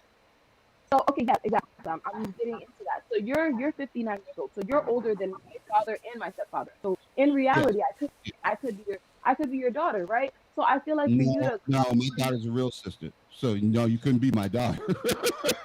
Well, you could be my maid. No, I'm just playing with you. No, my daughter's black. She's from a dark skinned black woman. But anyway, okay, Slimmy. We can I call her Chocolate Slimmy. cool. All right, but go ahead. No, go ahead. How was I disrespectful to the black women who don't support Black Lives Matter, who don't like black men, who think that black Oh, men ain't shit, so who join Grandmaster the Troll, Ku I Klux think Klan? I'm gonna leave this one because I think I'm gonna like pop out on this one because I'm not gonna go back and forth with someone who's But being how he's being and disrespectful? someone who's being disrespectful. No, you can't call me a maid. You can't call me a part-time sister. You can't say I want to join the Klan. That's all Part very time disrespectful. lover. Um, All right, hold on. so I'll go ahead. I'm gonna I'll drop. But how I'll he's being drop. disrespectful? I don't hear no being disrespectful. that's not How he being disrespectful. That's disrespectful? calling me a maid, calling me a part-time sister. Also, I'm trying to speak and And he's what talking over. what does his Also, age? that's disrespectful. What does his age have to do with the matter of the issue here? So What's it with his because age factor? I didn't even get my first sentence in, right? I let him go on and on and on. I tried to get my first sentence in and I was cut off, right? I asked him for his age. He just needed to answer. And that's it. And the reason I brought up his age was because I brought up that point to say that he is older than my father and my Um, stepfather. In reality, because of my age, I could be his daughter. So because he's an older black man in the community, these are the men that we look up to. These are supposed to be the leaders, the builders, and the providers of our community. And we're supposed to be looking up to older black men for advice, for demonstration on how to carry ourselves, right? So if I'm up here, right, giving my opinion on my channel, right, Grandmaster Troll brought my video onto his channel and he was reacting to my video, for you to come out and call me a B word, to call me out of my name, to make all these false insinuations about me when you don't know anything about me, shows your lack of okay, maturity as a man, and it shows that okay, you I hear really your point, but I hear and your no, point. I can hear I? your point. I hear your point. You sound fake, and I'm I saying sound right now, you sound fake. You sound fake. Sound like BS. No disrespecting Grandmaster Cho panel. Sound BS. Grandmaster Cho, keep up the good work. Keep on exposing Kenneth Samuel. And also I put some of your work on my TikTok page. So therefore the TikTok community know about Kingdom Samuels. I'm out. great. All right, yeah. I don't know what I said about that that was fake, but basically that just goes to show the lack of maturity that a lot of these men have. They can't even engage in civil conversations, right? They can't even engage in intellectual conversations. I'm a 22-year-old and I just housed two older black gentlemen. And that just shows that a lot of them have childish mentality. He's over here trying to make jokes, trying to crack jokes. But if you were in the face of a white man, that's why black men can't get anything in this world. That's why when you get in front of white legislation, when it's time to pass laws, bills, you're so juvenile because you're over here trying to crack jokes, trying to be funny when you're a man who's almost 60 years old, right? And you're trying to be funny instead of being respectful. It just goes to show the mentality that a lot of black men, a lot of older black men have, and it's scary. It's actually really, really, really scary that these are the men that we're supposed to be looking up to, and these are supposed to be the so-called kings of the black race, and that's why the black race is finding ourselves in the position that we are. That's why black people are struggling to come up, and that's why black women are trying to jump ship. That's why they're trying to get with these other men, because look at these men, right? Look at the caliber of men that come up. One basically said I sounded fake, but he couldn't explain why, and left the panel because he didn't have any good talking points. He couldn't refute what I said. And then the other one who basically kept wanting to cut me off because he knew that he couldn't get into an actual intellectual conversation with me, so he wanted to make jokes and be ignorant. Okay. So yeah, that really goes to why other people, other races of people look down on black people. And when black people say anything, or when they're doing this whole Black Lives Matter thing, they're like, man, look at them. They're just a bunch of, like, they can't do anything. They can't even come amongst each other and have a civil conversation. How are they going to come up in the White House and talk about anything? So we make ourselves look bad in a lot of these situations. And as far as the part-time sister thing, I'm a black woman. I'm African. I'm an African woman with a black mother and a black father. My father is a light-skinned man. My mother's a brown-skinned woman, and I'm a lighter-skinned female. I don't understand what is the issue with that. What's the problem? He says you have to look under a magnifying glass to see I'm black. You know, I'm visibly black. I have black features. There's nothing you don't have to look over a magnifying glass. I tan. I get darker in the summer, lighter in the winter. Like I'm a black woman. So I don't understand that. Well, I do want to give a little pushback when you say black men when they try to get legislation passed. The black men that I see involved with politics are in the higher end of business or in the higher end of whatever professional field that they are in. They do conduct themselves with respect and don't name call other people when they're in those positions. And I think it's unfair to use people on the internet who aren't in those positions to paint a whole group of men in that negative light. I think too much time we let the bottom 10% or the 20% speak for the whole 100%. Now, that's something I would like to see change in the black community, especially in regards to the image of black men, because they use the bottom image to paint what people in the top are trying to do. And there's some good black men out there, family men out there, who are holding it down.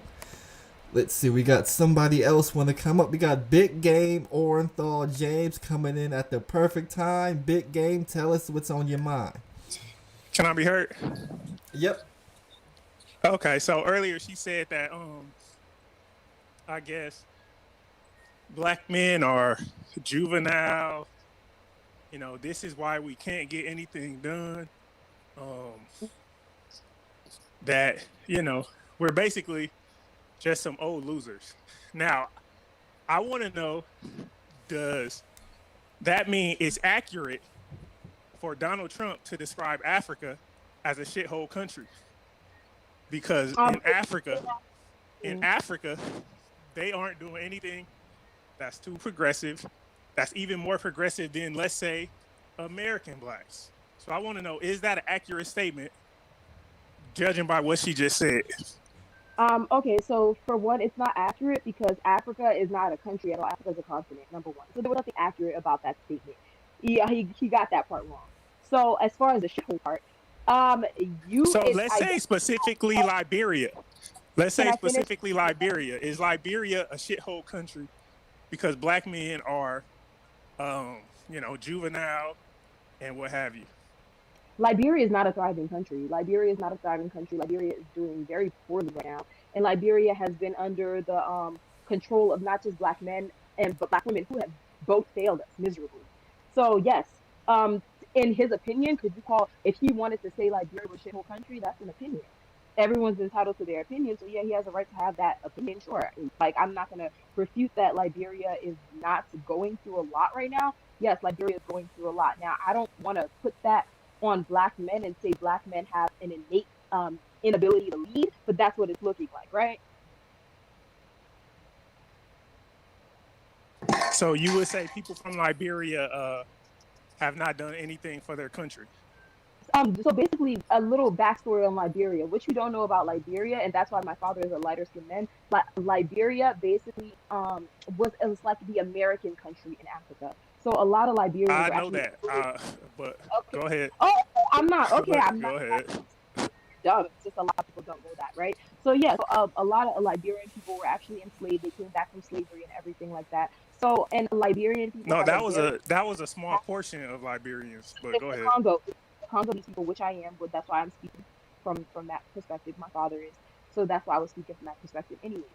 But so to say, yes, so the Congolese people specifically, which tend to have a lot of power in the Liberian community, yes, they have a very different mindset, mentality, everything from the whole of Africa and from Liberia. That's why a lot of times, and as a half Congolese person, a lot of times we get a bad rep. Lots of other Liberian people don't associate with us. They don't like us. You know, you could say maybe it's because we're light skinned. You could say maybe it's because we're the American black people, whatever. But a lot of times we get a bad rep because of our mentality, our inability to lead, the fact that we think we're better than, the fact that a lot of times we come across as disrespectful. That's not to say that that's like innate or something like that, but I have noticed that that's a pattern and that's a trend. So to answer your question about Donald Trump having that opinion about Liberia specifically, he could have that opinion and he would have stats to back it up. But to say Liberia is a shithole country, no, I wouldn't agree with that. I think Liberia is very progressive. It's done a lot of progressive things. Just like there's parts of Philly that are garbage, there's parts of Detroit that are garbage. But to say that Philadelphia is a shithole city, or that Detroit is, you know, is all the ghettos, all the hood has no good parts, no, that's just a huge generalization. So I wouldn't personally agree with that. But yes, if you wanted to have that opinion, he's entitled to it. But Africa is not a country, so that's wrong. So if he said continent, it would be correct though. It would be an opinion. It's not correct. An opinion is not. It can't be correct. By definition, it's an opinion. If someone has an opinion backed up by stats, that means it's correct. But because if I said anyway, black men, if I said all black men and fathers, I could back that up by statistics. Statistics show me that black men don't stay in their kids' lives. But I have a father. I have a black stepfather. So I know for a fact that that's not all black men. But we can make that argument. We can also make that argument that black men are thugs, right? Because look at the crime rates. Look at the statistics. We can make the argument that black men are more violent than white men without looking into the context that black men are also prosecuted more than white men. They're also targeted more for the same crimes than white men. So we can make a lot of arguments based off stats and statistics, right? But we need to know where those stats and statistics are coming from. Okay, so that being said, Liberia is a shithole country. Is that correct?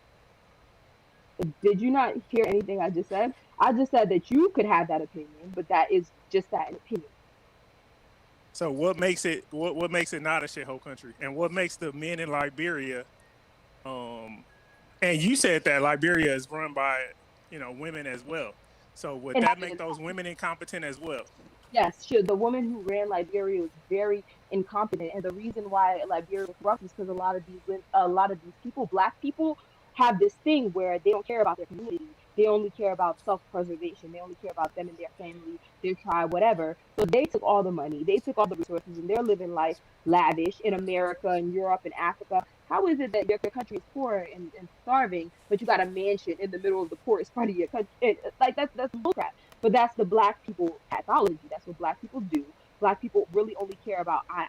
We don't do anything collectively. And that's seen throughout the diaspora: African Americans, Africans, Caribbeans, Afro Latinas, everything. I've seen that in every single black history book. If you look at black history, you can see that black people don't really value each other. We don't value each other throughout the diaspora, and we're very tribalistic. Africans stick with Africans, African American people stick with African American people, Caribbeans, like we're very much so. I can make the argument. I can make the argument that yes, Liberia has its issues, but also Liberia is known for doing a lot of things. Liberia is known for being a great capital when it comes to gold, when it comes to farming, when it comes to land, when it comes to trade, when it comes to a lot of things. Liberia has a very rich history that's been filled with war, colonization, that's been for just so much. Liberia is a very rich place. So to just look at the negatives and to ignore the positives, I mean. Okay, now I just want to push back on something you said. You said that African Americans are quote unquote tribal. That's incorrect.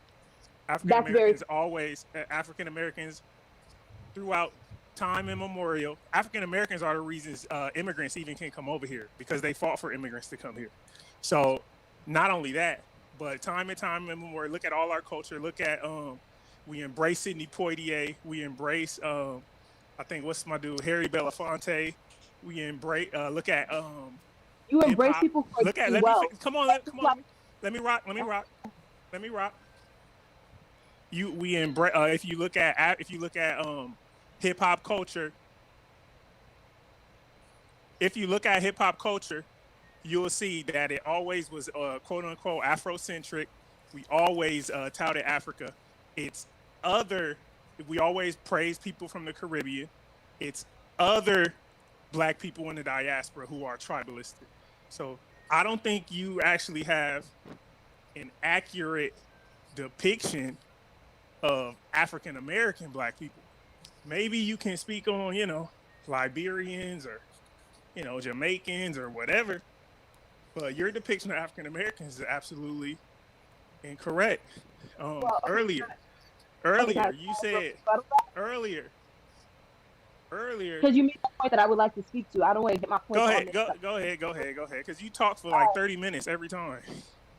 No, we talked for about the same amount of time. You can watch the payback, which I did. It was the same amount of time. But anyways, yeah, so to your first point about African American people not being tribalistic and everything like that, that's false. And no, I can't speak on Jamaicans because I'm not Jamaican, nor have I ever lived in Jamaica. And I am more equipped to speak on Americans because I came to America when I was 6 years old, and I've lived in America all of my life. So why would I not be equipped to speak on Americans or American culture or Black Americans? Of course I am, because I've lived here. I've had basically the same amount of experience, minus the first 6 years of my life, as any other person, any other woman who's been living in America for 20 years. So I don't see how I couldn't speak on that. But to speak to your point of African American people not being tribalistic, that's bullshit. You can go all over the internet to see that they're tribalistic, right? You can go all over and talk to any African, because you're talking about I don't have an accurate depiction.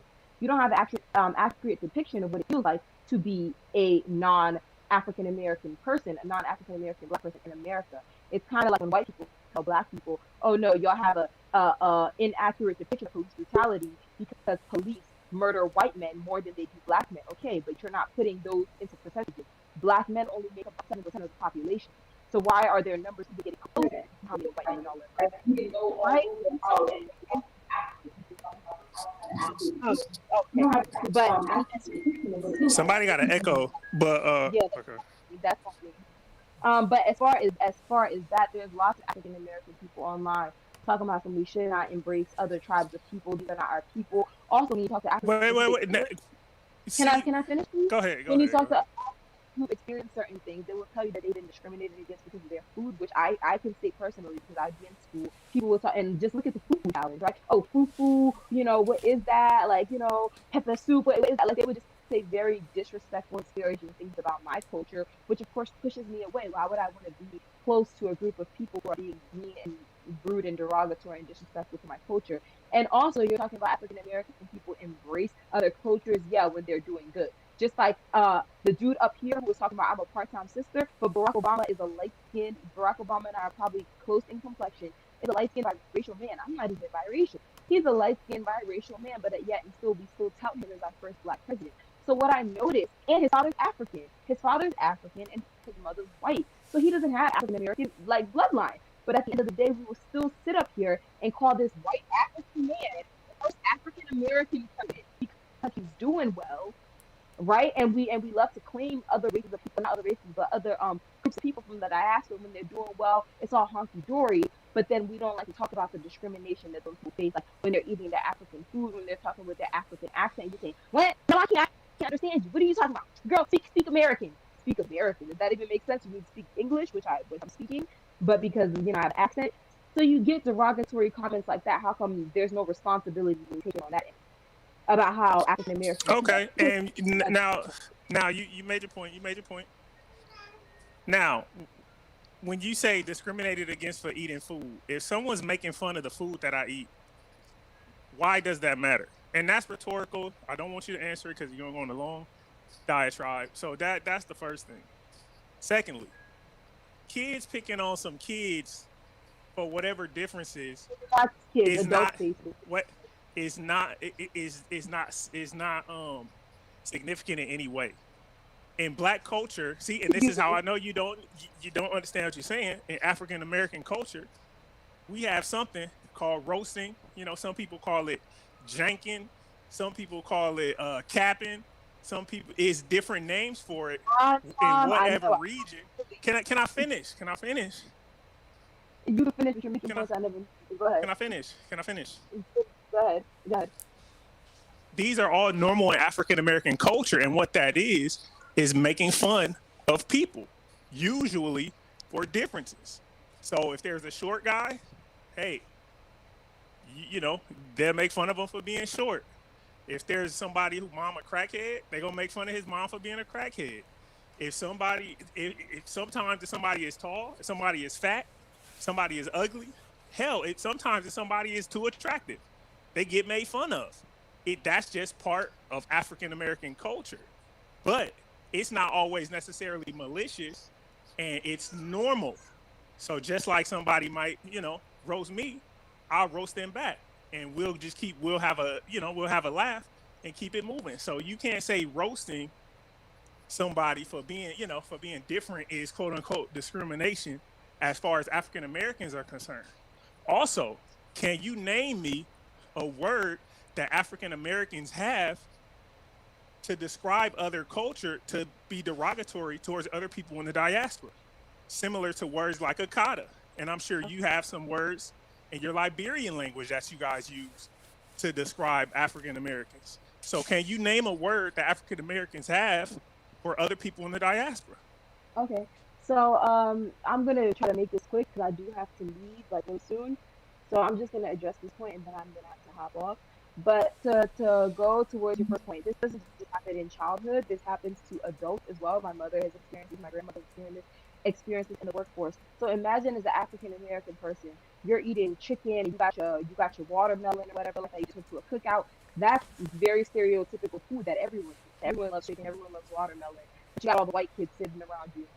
Look at that black kid eating chicken and watermelon. Then they cracking jokes and everything. You go to a predominantly white school. That's going to traumatize you. You're going to go home and say, man, look at those racist people. And your family's going to be like, man, that's what white people do.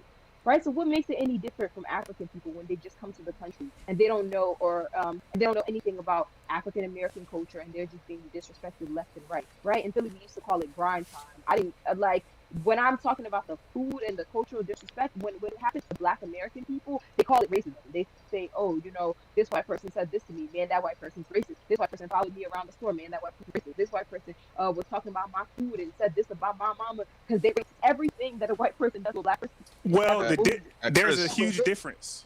There's a huge difference. Chris. The difference is that those people are those depictions are used to dehumanize and ultimately discriminate against people. Chris, I want to cut you off. I don't want to cut you off, but before you leave, I want to talk to you now, before you leave, so you can go ahead and talk a big game there. Oh, okay. So yeah. So just to finish up what I was saying. So yeah, lots of times when a white person says something about a Black person, talks about the color of their skin, talks about their look, a white person doesn't even have to see this happen. A white person doesn't even have to say you're unattractive because you're Black. They could just be like, man, look at that, you know, unattractive guy. Oh, why am I unattractive? Because I'm Black, because I'm da-da-da. Like that happens all the time. Black people, Black Americans especially, are so sensitive. So I find it quite ironic when they're talking about other people being sensitive, when their phenotype, their food, their culture is being attacked. And you talked about a word that African American have for other people, African booty scratcher. It doesn't matter whether you're saying it to African booty scratcher is a term kids use. That's not an actual word. That's a phrase that little kids use. It's like a what? No, what are you talking about? I've heard grown that's a dude. Booty scratcher. Okay, but that's not a cultural term that's actually in the damn. That's not like in a language. You guys literally have words in your language. African American people don't have it. You guys literally have words in your language, but that's not the same thing. No, it is the same thing because you can't even compare African booty scratcher. That's something that kids say. Are you saying akata? Akata is not is not a Liberian term. So I love how y'all like I'm to just take saying. certain I'm just saying in general. I said I'm sure. Wait. I It's not said I'm sure you guys have the same in your languages. Actually, no, we don't. And There's no Liberian word. now you're lying. And not only that, Akata. What is it? Other What is it? Africans, other African cultures do use Akata.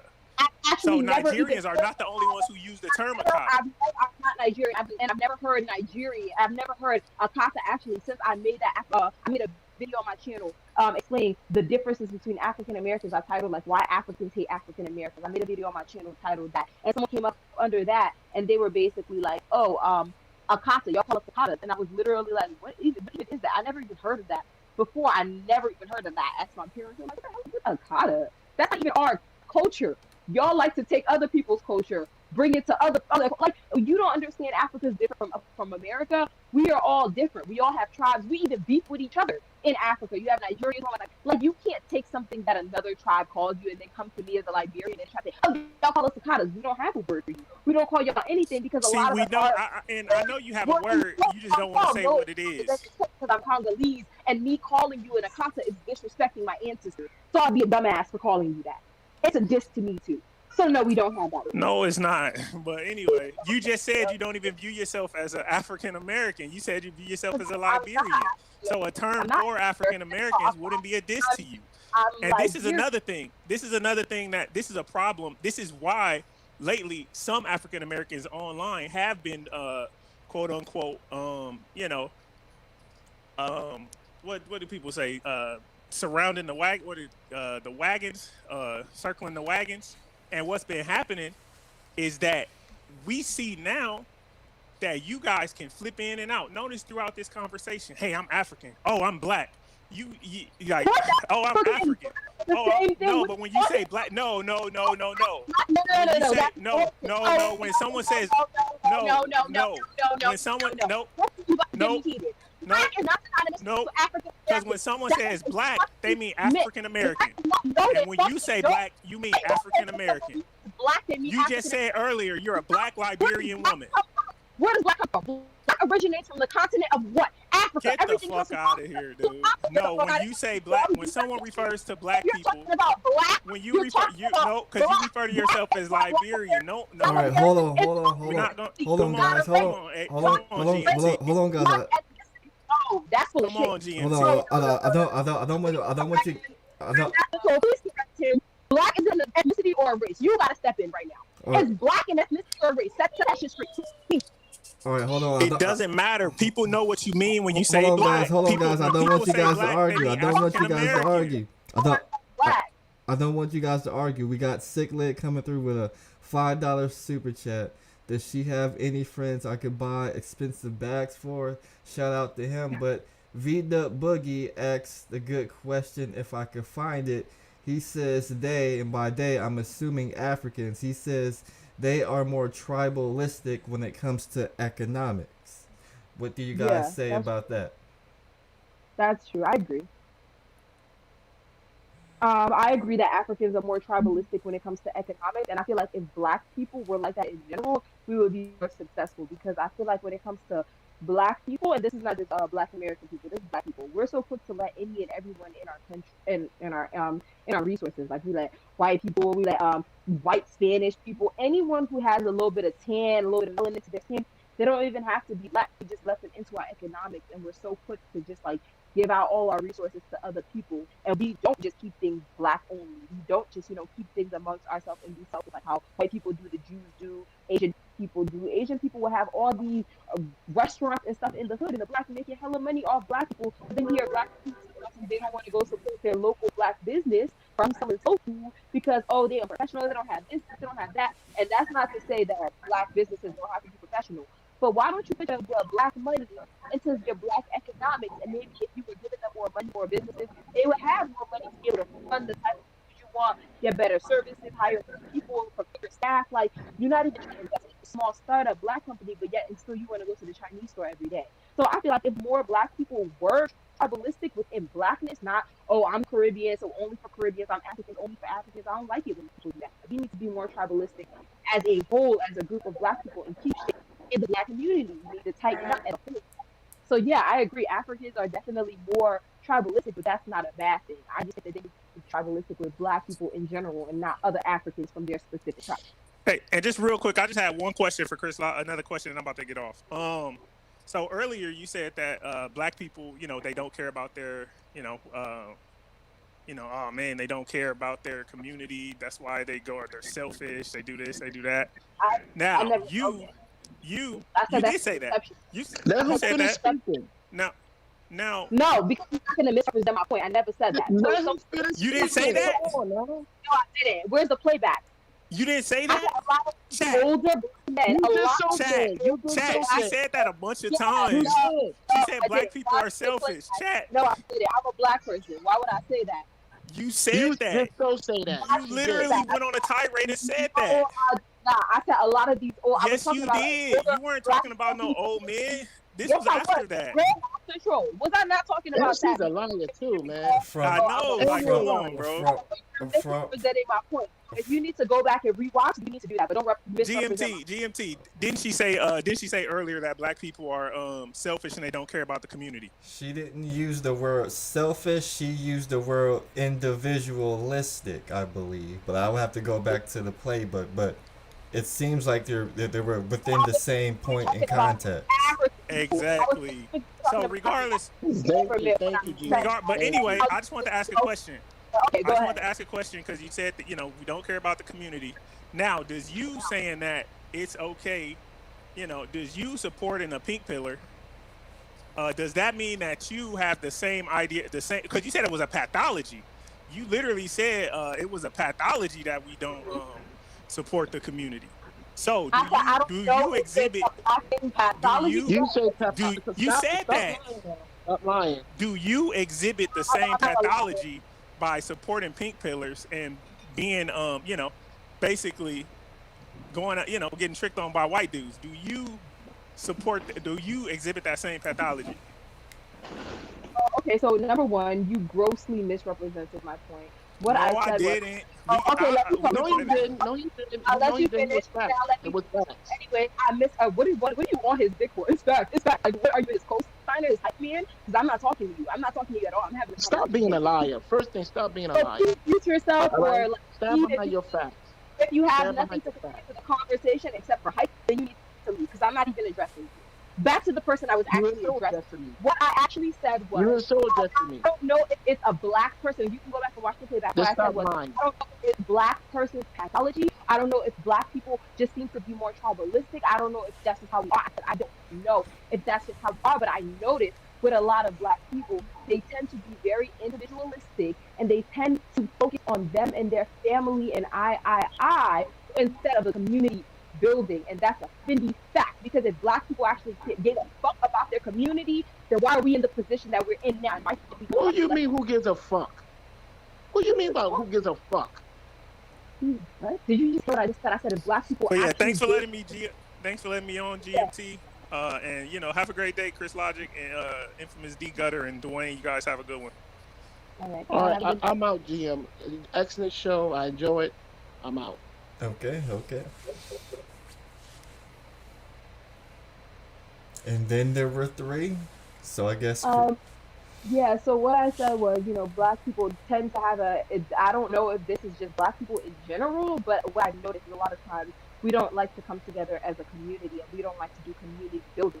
We like to focus on, oh, I'm this, I'm that. And you can tell because we have a diaspora board. You see white people fighting amongst, other white people. The only white people you see getting discriminated against are the Jews, and that's not happening anymore. Like that, right? So like white people, oh, he's Italian. He's like they don't do that amongst each other. It's only Black people who do that, who have like a huge diasporic war. So that's why I don't think Black people collectively have a community mindset. So yes, I'm gonna stand behind that. Black people are individualistic. That's that. I never said selfish though. He just pulled that out of nowhere. But anyway. Okay, we got Dwayne. He's there. Anything you want to add?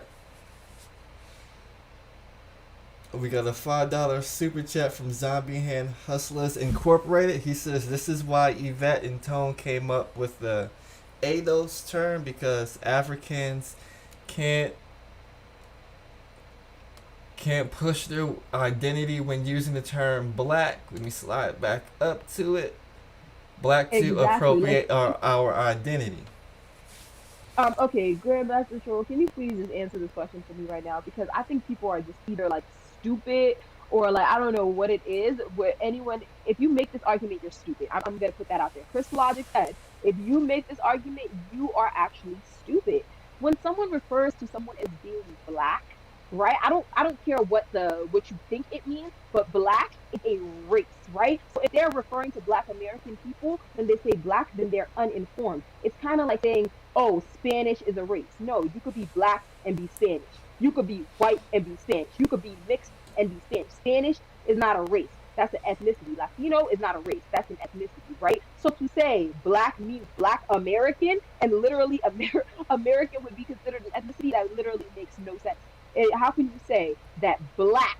So you're going to get rid of all the Black Hispanic people, all the Black African people. Africa is a whole continent filled with black people, and say, oh, when the people are referring to black, they don't mean that. So what would you call a little African girl? What do you call her?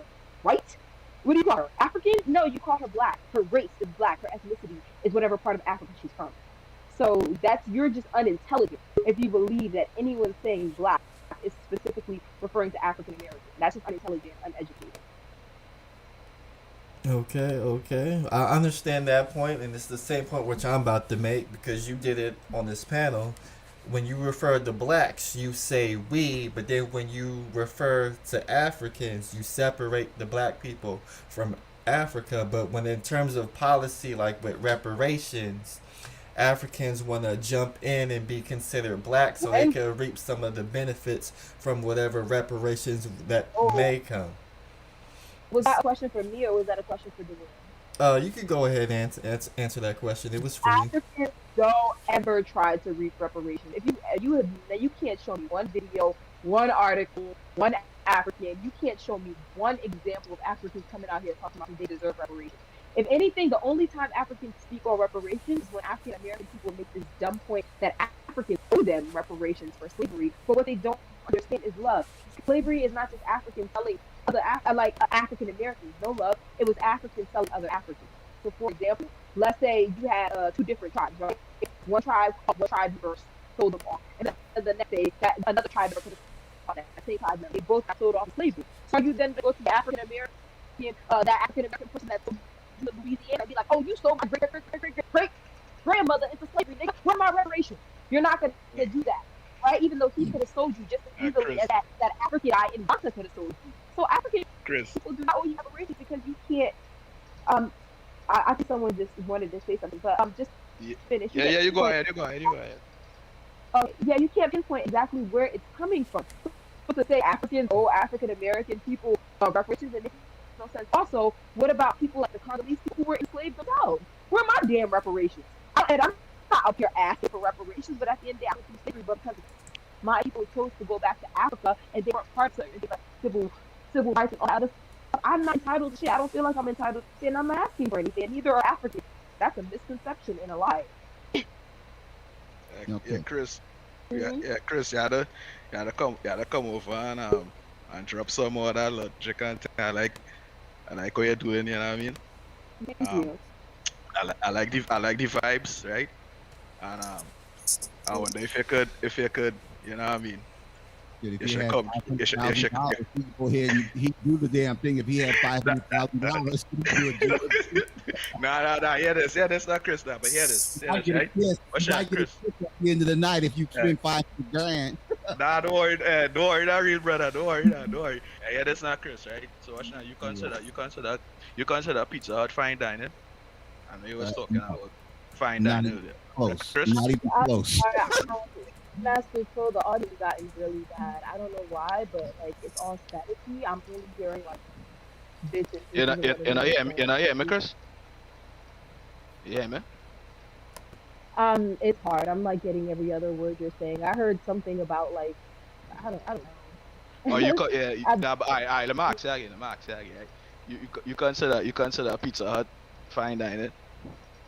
You said, do I consider Pizza Hut fine dining? Pizza Hut. Yeah. Obviously not. But Grandmaster Troll, it was really nice being on this channel. I really appreciate it. Thank you so much for having me on your channel. It was but hear this. Chris. Yeah, that's Uh, yeah, that's all right, guys.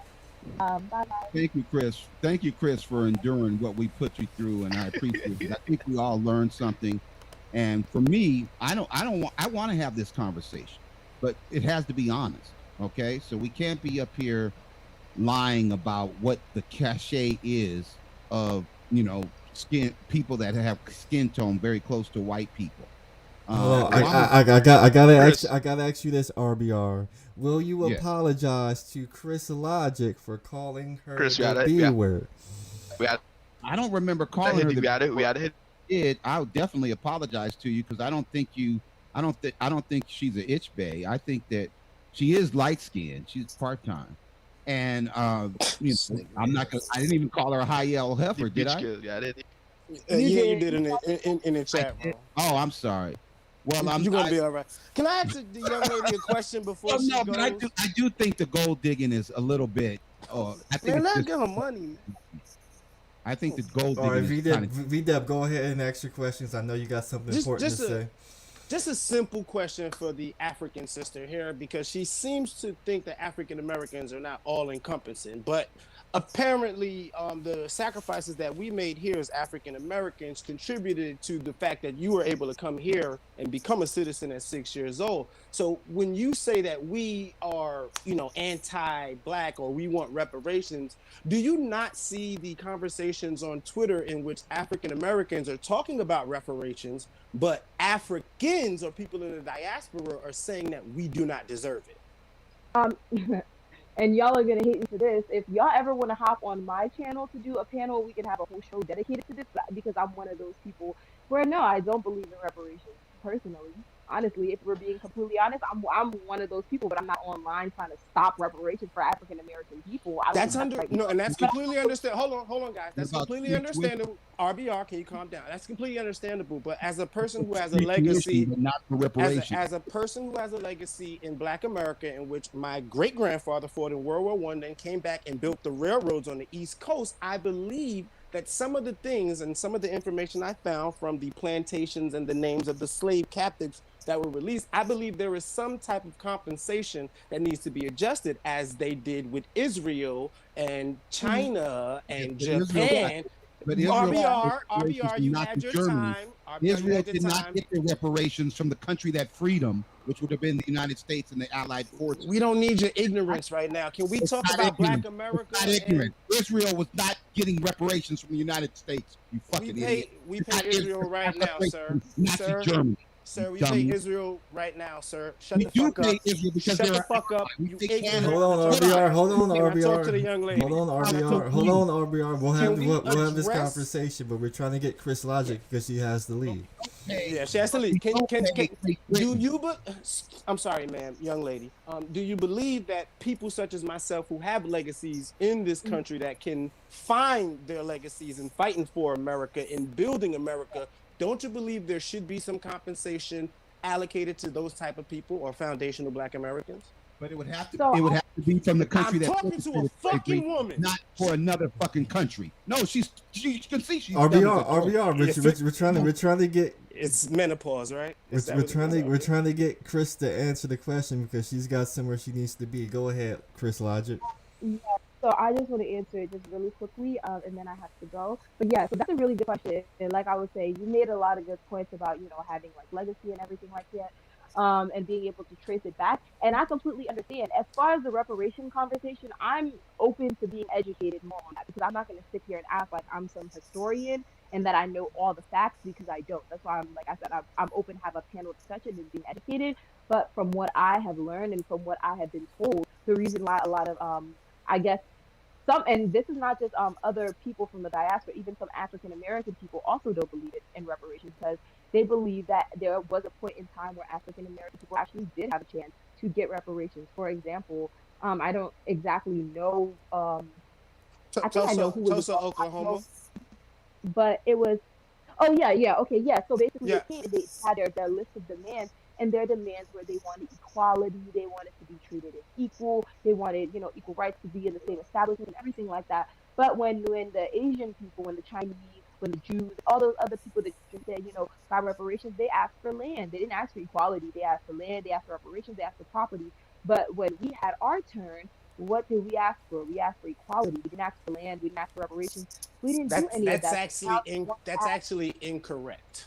That's okay, definitely actually incorrect. In fact, initially we were promised what 40 acres and a mule. That did not happen due to the American government standards. And then after that, we bought our own land, and that was burnt down. I.e., Tulsa, Oklahoma, Rosewood. They made movies about these things. Initially, what you're speaking about is civil rights and people okay. now wanting to be equal because they couldn't develop their own structures in the land that they built and they were being oppressed. And now, as you speak of the other individuals, they were afforded the opportunity. To this day, they're still afforded tax liens and tax fucking free businesses and all that stuff to come here and develop businesses, while foundational African Americans are scorned, pushed away, and redlined inside this country that we built. But then wouldn't you make the argument that it's been not, I'm not going to say failure in leadership because I would never ever want to take anything I say away burn from it down. people that have done things to get us to where we are now. But don't you think that there were some mistakes being made when it came to certain things we were Yes. asking for? Yeah, Yes. and that Yes. and Great that's why mistakes. a lot of and that's why a lot of people are just like, okay, well, now in when it was being asked for in 2018, 2019, and especially now in 2021, it's like you cannot punish those people, the white people who are now living for the Yes, we sins can. of their Yes, we ancestors. can. Do you think They. so? I mean, Yes, we I don't can. think they do so. Yes, I we feel can. like we can, but I Ma'am, feel like ma'am, they just caught a Nazi German captor. He's like in his 90s. He's going to jail. We can punish whom we'd like to for the atrocities and benefiting from the rewards of the atrocities. Mhm. So I think that's a amicable argument to have amongst our people. And now I can understand where our diaspora people don't understand the dynamic that we speak from, or even our passion when we're in a system when we face injustice and start marching. But after George Floyd, I noticed that in London and France, these same marches popped up, right? Mhm. So it's a global thing, but you got to look at African Americans as being pivotal in the role of inspiring the diaspora to make more moves. Marcus Garvey had to come here in order to inspire the diaspora. A lot of people come here to get their information, education, to inspire the diaspora. Hip hop inspires the diaspora. That's African American culture. Okay. And I completely understand, but then this is where I completely differ with that opinion because yes, well, I figure the whole reason me and my entire family came to America was because of what you just spoke on, that American dream, knowing that America is the land of opportunity, education, et cetera, et cetera. That's the whole reason most Africans come here. But the thing about African Americans inspiring the diaspora, yeah, that's true. I would definitely say African Americans inspire a lot of the trends and everything like that. But what I don't like is I see a lot of African American people say, "Oh, Africans don't come to jack our flag and blah blah blah blah blah."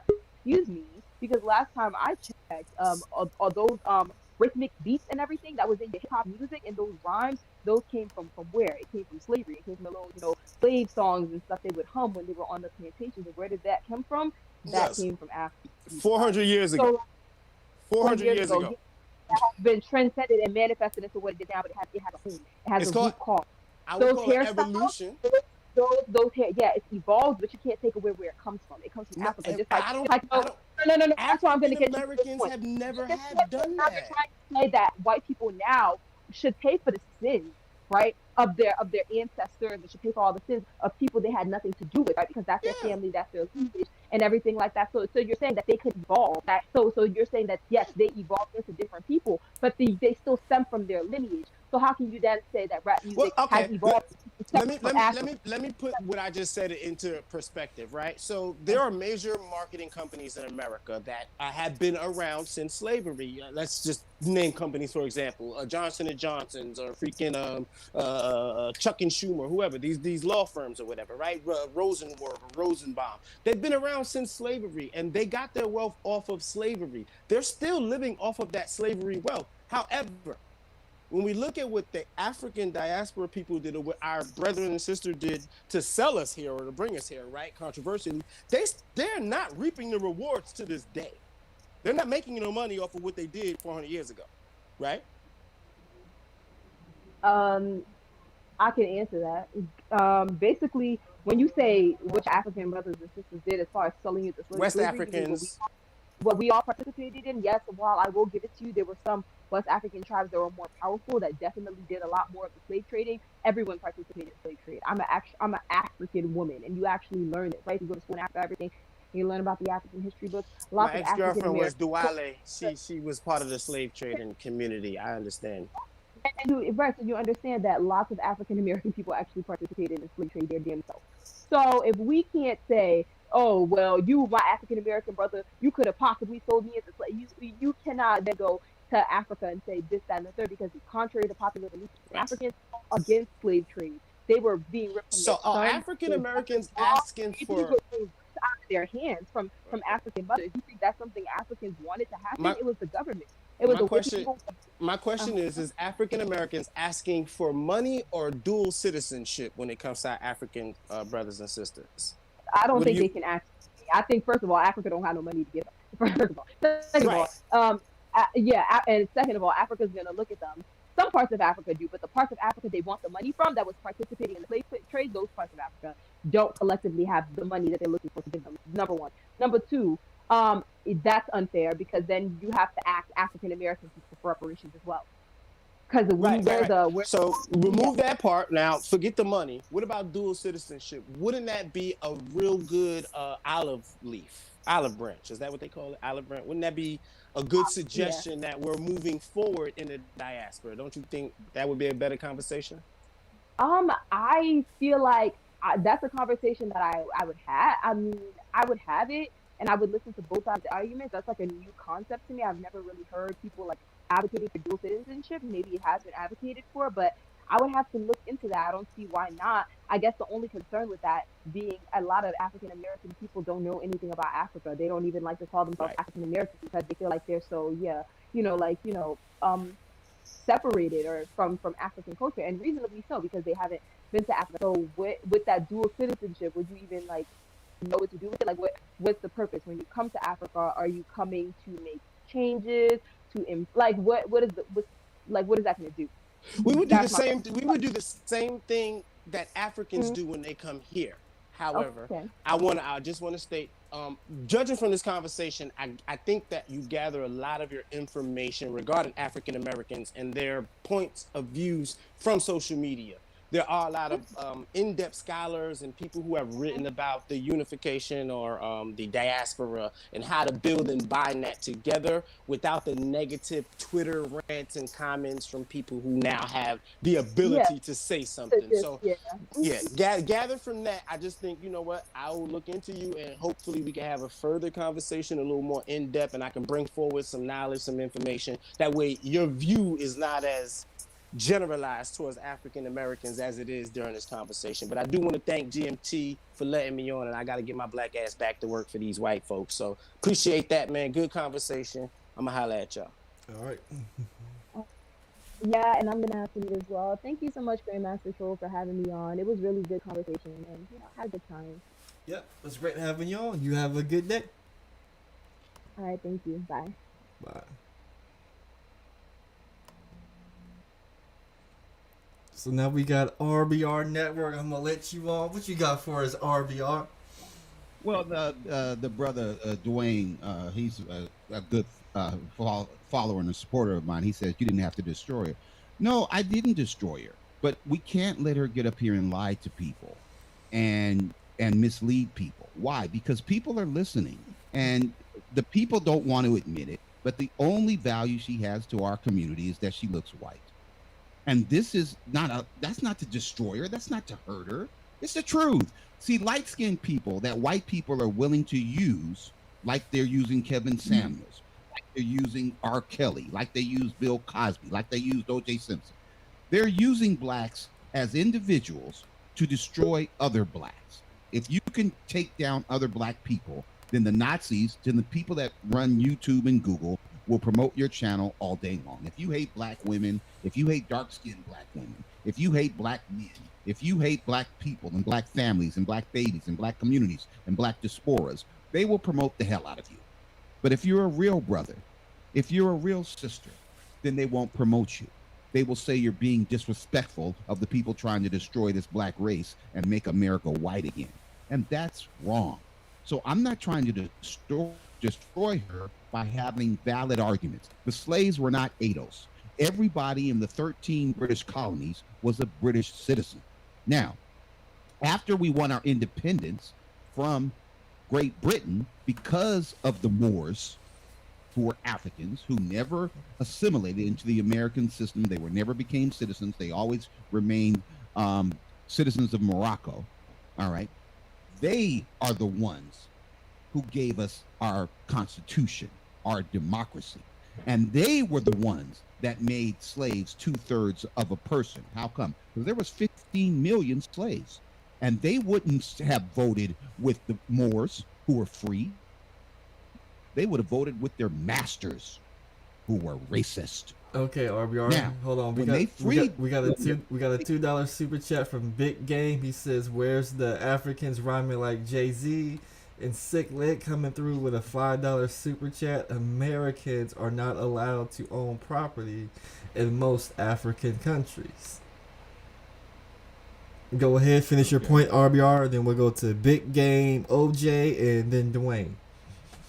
Okay. So my point is that when the America won its independence from Great Britain, the people in the South said, well, shit, now we can make the money off the slave, because the money had to go to Great Britain, all right, for the slaves. They really they were British citizens like everybody else, George Washington and all of them.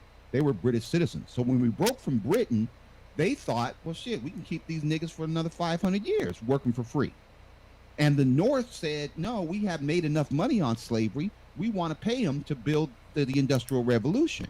And the South said, no, we just got free from Britain. Now we want to keep the money from the slaves. So they had a civil war. And what happened?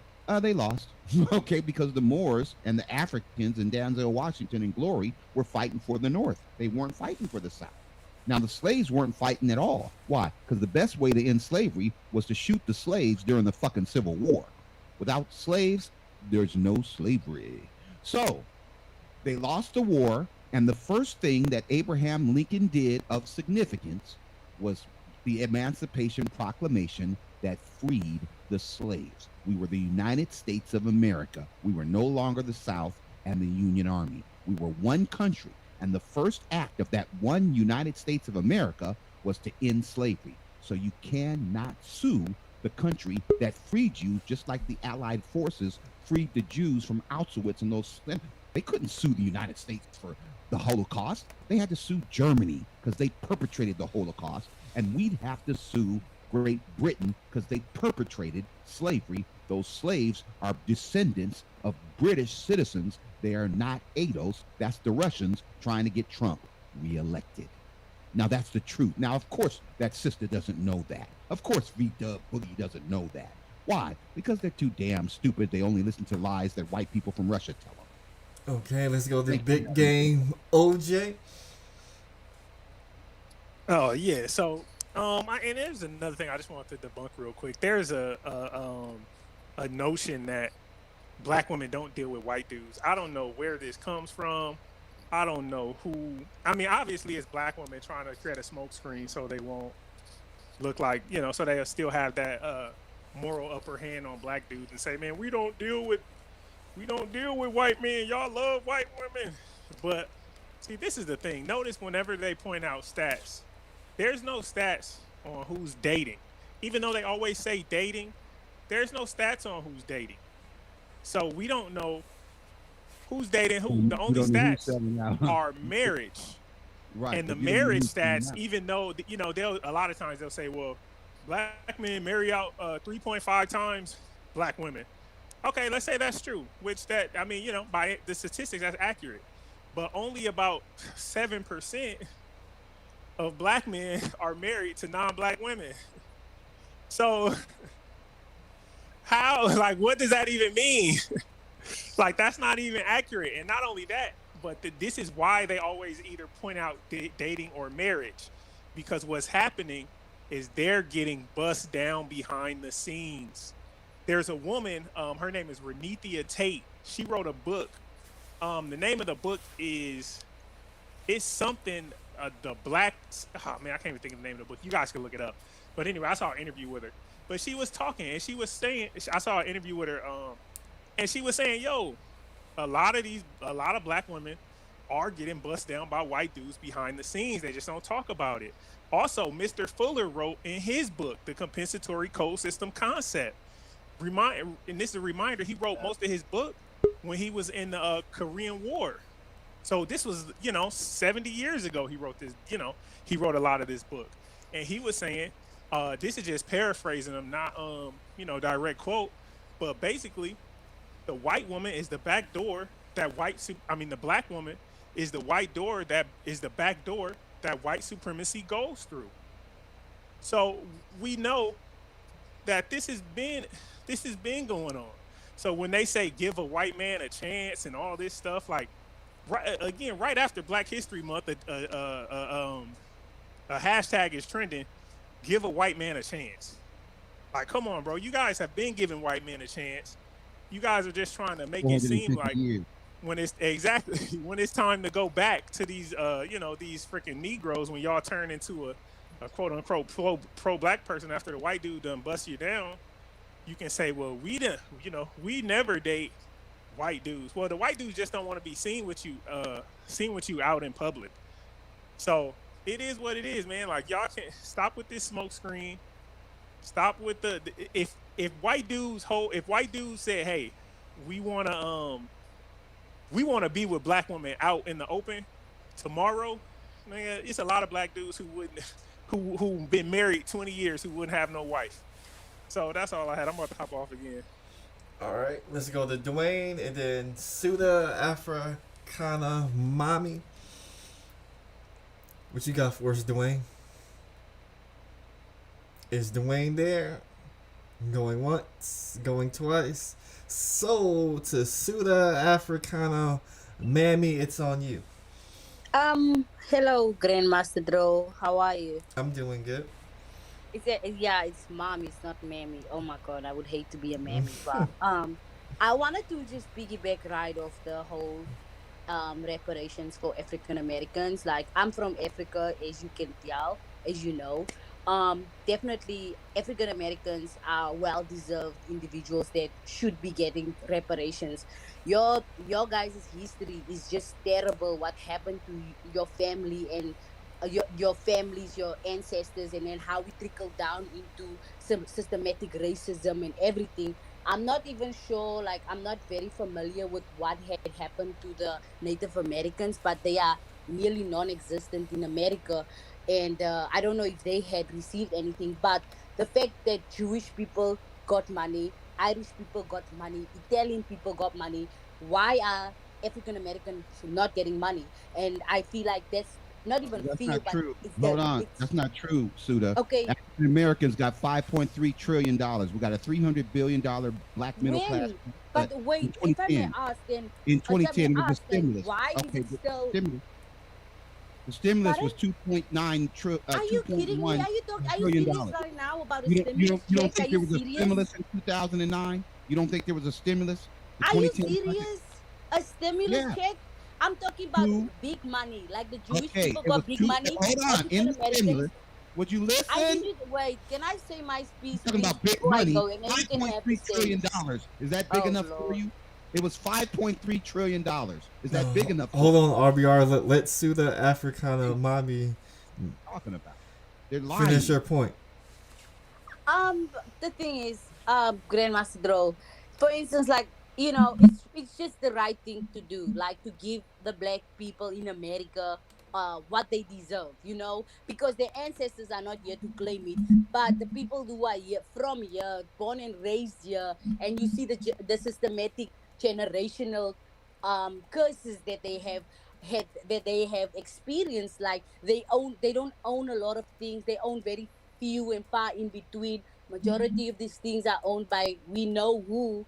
And at the end of the day, I really think, like, All right. if they Let's move. would cut a better check to the black people in America, I do believe that they would be the African American people would be able to make better moves, because at the end of the day, a lot of the properties and lands that are owned are by you know who. Not a lot of African American people own these things. So yes, reparations should definitely be a better thing to be given to the African American group, because it's just the right thing to do. Look, 400 years of history is ridiculous. It's really sad and disgusting to what it happened to black people in America. And what they get a few dollars.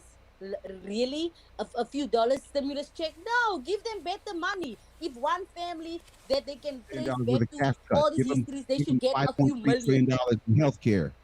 Give Okay, them a serious. 50% discount on their health care for 10 years. That'll save them $2.3 trillion. Give them $300 billion in middle class permanent tax Why cuts. aren't they getting 10 money years. like the Jewish $2 people, trillion. sir? $300 billion Why aren't in they middle getting a class check tax like the cuts. Jewish people do? That's That you money. I'll actually drop take it, a Jim. cut. Like, what do you I'll don't you drop it, Jim. understand? Did not What get don't you money. understand? The Hold on. Jewish people got a bag, money, Okay, the Jewish not people 50% aren't getting of $5.3 healthcare. Are you trillion. ridiculous right Excuse now? me. It's men like Excuse you me. that make the Excuse community me, suffer Suda. because you don't fucking think. Suda. Use your fucking head. Excuse me. I know I'm black, but that doesn't mean I don't think. No, clearly not. Clearly not. Who the fuck wants a discount when you can get a whole fucking It's not a bag? discount. Don't you get that? $300 billion. Hold on. Period. $300 billion is not a discount. It's $300 fucking billion. It's Okay. over 10 years. It's $3 trillion. Over 10 years, the permanent $300 billion middle class tax cut over 10 years was $3 trillion. Why should they get a tax cut? Why can't they give them Why the should they money get and 300 let them trillion? spend the money how they want to spend it? Are you dumb? So Are you're you saying retarded? Are you slow? we gave you $3 trillion over the last Lord. 10 years. Oh and Lord, you're show me saying your you 3 spend the trillion, money. sir. Since you Yeah, talk then how so did- much about well, it, how did you what have you spend the done money? with that $1 trillion?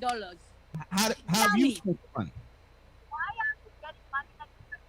No, I'm asking you. Over 10 years, how did you spend the money? How to spend that money? Because you got $3 Look, trillion. my whole thing is also like other thing is also like I'm from Africa. And Healthcare. no, I don't think How did you people spend from the Africa money? deserve reparations. How It's did you wrong. spend the $3 trillion you got on healthcare? Grandmaster Troll. Anyway, I wanted to tell you this another thing is also. You know, I'm from Africa. what I I thought. don't think people from Africa deserve reparations because we weren't part of slaves the came from struggle Africa? over here. It's just wrong if we can come here and try to claim reparations. That's No. wrong. It's shady. It's like Right. When they literally killed shady. Amadou We shouldn't Diallo, even be able to when they claim killed any form of Botham reparations. John, The first people that should they get got reparations reparations. should be African Amadou American Diallo people, and that's it. and Botham John got reparations. Okay, I'm They got done. This millions. guy is talking too much, yo. Okay, let's Yeah. go. Amadou Let's, Diallo was shot by the New York police, and he got $2 million. RBR. Botham John was shot by Albert Geiger, and he got over $2 million. So they did get reparations, and they were Africans. They were not Americans. Okay, They were not able. hold on, RBR. I got a question for you, but I want to go to Carl today. Says hi. Carl, tell us what's on your mind. Yeah, just saying what's up. I appreciate the discussion we having today. These are my kind of subjects. Can you hear? Yes, you got a little bit of feedback in the background, I believe. Okay, hold on. Can you hear now? Yep. I'm just saying what's up on the stream. I appreciate this particular topic. And yes, I do agree that we do need reparations and that the debt needs to be paid. And it needs to be exclusively for people of African descent.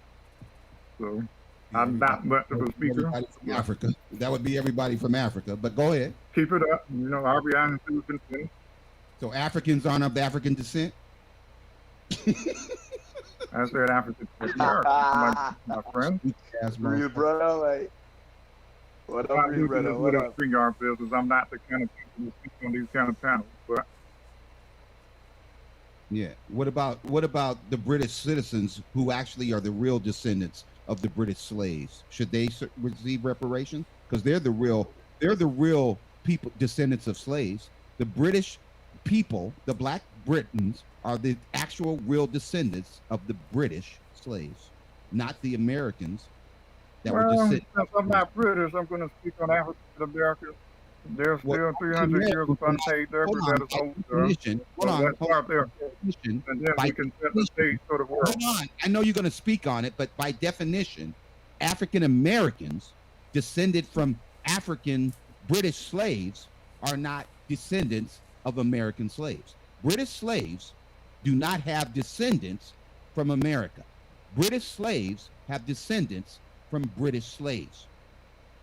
They don't have descendants from Nazi German slaves or Dutch slaves or French slaves or Haitian slaves or Caribbean slaves, which were all slaves, all came from Africa. No, African Americans are descendants of British slaves. They're not ADOS. That was a lie to get slave colonies all over the world, for sure. It's called the transatlantic slave trade. If you are a descendant from Canada, are you an American descendant of slaves? If you're a descendant from Canada, which didn't have slavery. I'm more concerned with African Americans. Okay, are African Americans descended from African Americans, or are they descended from British slaves? Just answer the question. It's not that hard. I think you already know the answer to that question. Okay, the slaves were British, so you would have to get reparations from the country that perpetrated slavery, not the country that ended slavery with the Emancipation Proclamation after we unified the nation into one United States. So if you sue the United States for something that Great Britain did, it will be challenged in court by a bunch of fucking racists who don't want you to get a dime. And you will lose. How come? Because the British colonies had British slaves, not American slaves. America wouldn't come later until after the Civil War, 250 years after slavery began. So you can't get Jewish people did not get reparations from America. They got reparations from Nazi Germany. America freed the Jewish people. The Allied forces freed the Jews. They can't sue us for some shit that Germany did. Now, the reason we give them payments, not the 5.3 trillion that black people got in the United States, but we give them payments because they're our ally of ours, and we want to defend them against the Nazis. We gave them payments so that we could have bases in Israel and that we can defend our interests in Israel, not as reparations for some shit that Great Germany did, the fucking the Holocaust.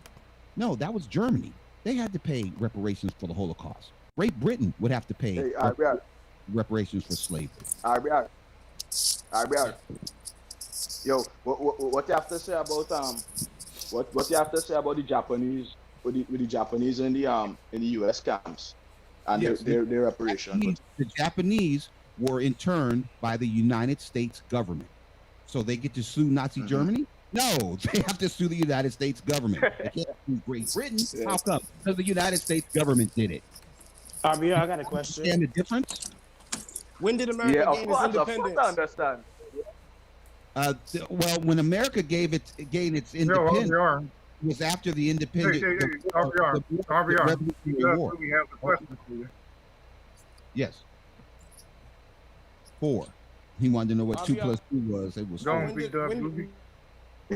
did America gain? When did America?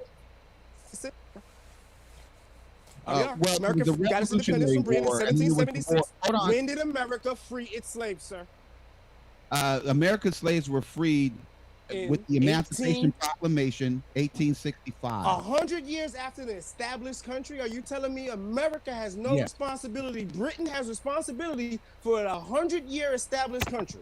That's what you're going to explain to us. No. They have slavery started 450 years ago. Right.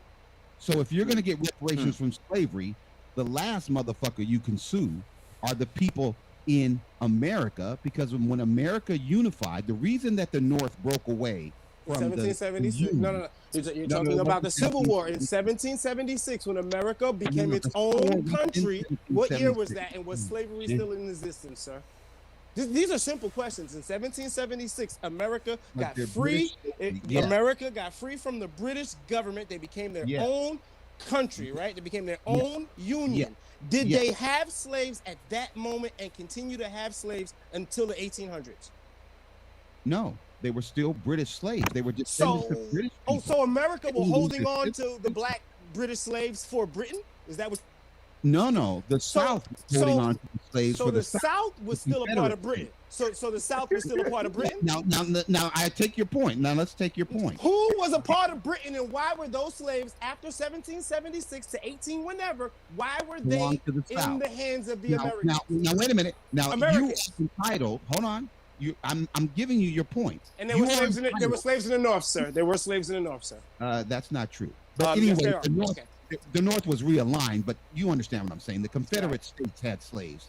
The Northern states didn't. Okay. The Union Army did. The Union states didn't have slaves. But let me say this: you are entitled to sue the Confederate states. Now, where are they, and how much money do they have? You can sue the Confederate states. How much money will you get? No longer exists, sir. However, the United States, the Union was preserved after the Civil War, and the United States became its 13 colonies and became one country. Now, RBR, I live in New York City. If I buy a building, RBR, matter of fact, if you buy a car, RBR, and there are tickets on that car, you can't register until you pay those tickets, correct? No, the tickets were put on your car by the other motherfucker. He has to pay the ticket. But now you own the car. You own the car now, and you want to register. All you have to do is prove that you didn't own the car until after the tickets were already made. Why you got to do all that? So you got to pay to go to court to prove that you didn't own the tickets, but you want to own the car? No, that's the. When you buy over here we call it lemon laws. Gets the ticket. Now, what if he ran over somebody and killed somebody? That's not a ticket. That's a personal insurance consequence. That's a criminal charge, sir. That has nothing to do with local law. Nothing to do with local law and power. Wait a minute. Hold on. Let's do it. No. You sue the insurance company. Sue the insurance company on behalf of that person. The car ran the motherfucker over. You sue the person. They want to sue the owner of the car. Well, then I might as well sue Honda, Chevy, Ford. I mean, that's ridiculous. No, if you buy a building in New York City, right? Do you know you have to pay for all of the violations on that building, who sir? owns the goddamn car, not the motherfucker. When you acquire ownership, you acquire responsibility. Do you understand that concept? If you buy a Honda and 1 + 1 is 2, 2 + 2 is 4. If you buy something, you own it, right? If you buy it, you own it, right? If you buy a Honda, you own Honda. Is that the argument you're making? You own a percentage in Honda, sir. You own a percentage, sir. I own a percentage in the Honda Motor Corporation. That's right. Yes, sir. Yes, you do. Now, you know damn good well that's dumb, but this is how dumb. No, you are a marketing person. You're driving around a Honda with a label on it. You are part of the system. Grandmaster Troll. If you buy a Honda, you own part of Honda. You get stock. See, you get dividends. No. That's not. You didn't ask that question. That's not the question. That's not the question you posed. Do you own the car or do you own the company? No, you own a piece of the car and the company. You are a walking emblem of it. You are entitled to be propaganda, right? Wait a minute. They're going to sue you. When you buy a Honda, do you take off all the H's from the car so that it says RBR? Or does it still say Honda when you buy the fucking car? No, I would be the. You're a goddamn billboard when you drive the car. You buy an A-Rex, that shit got a big ass A on the back. Guess what? You own a piece of that company. And you're a marketing tool. You are a marketing tool. Okay, so they don't get to sue me. They get to sue the spokesman for Honda, the dude, the little. No, well, if you are stupid enough to run someone over, then your ass deserves to be sued.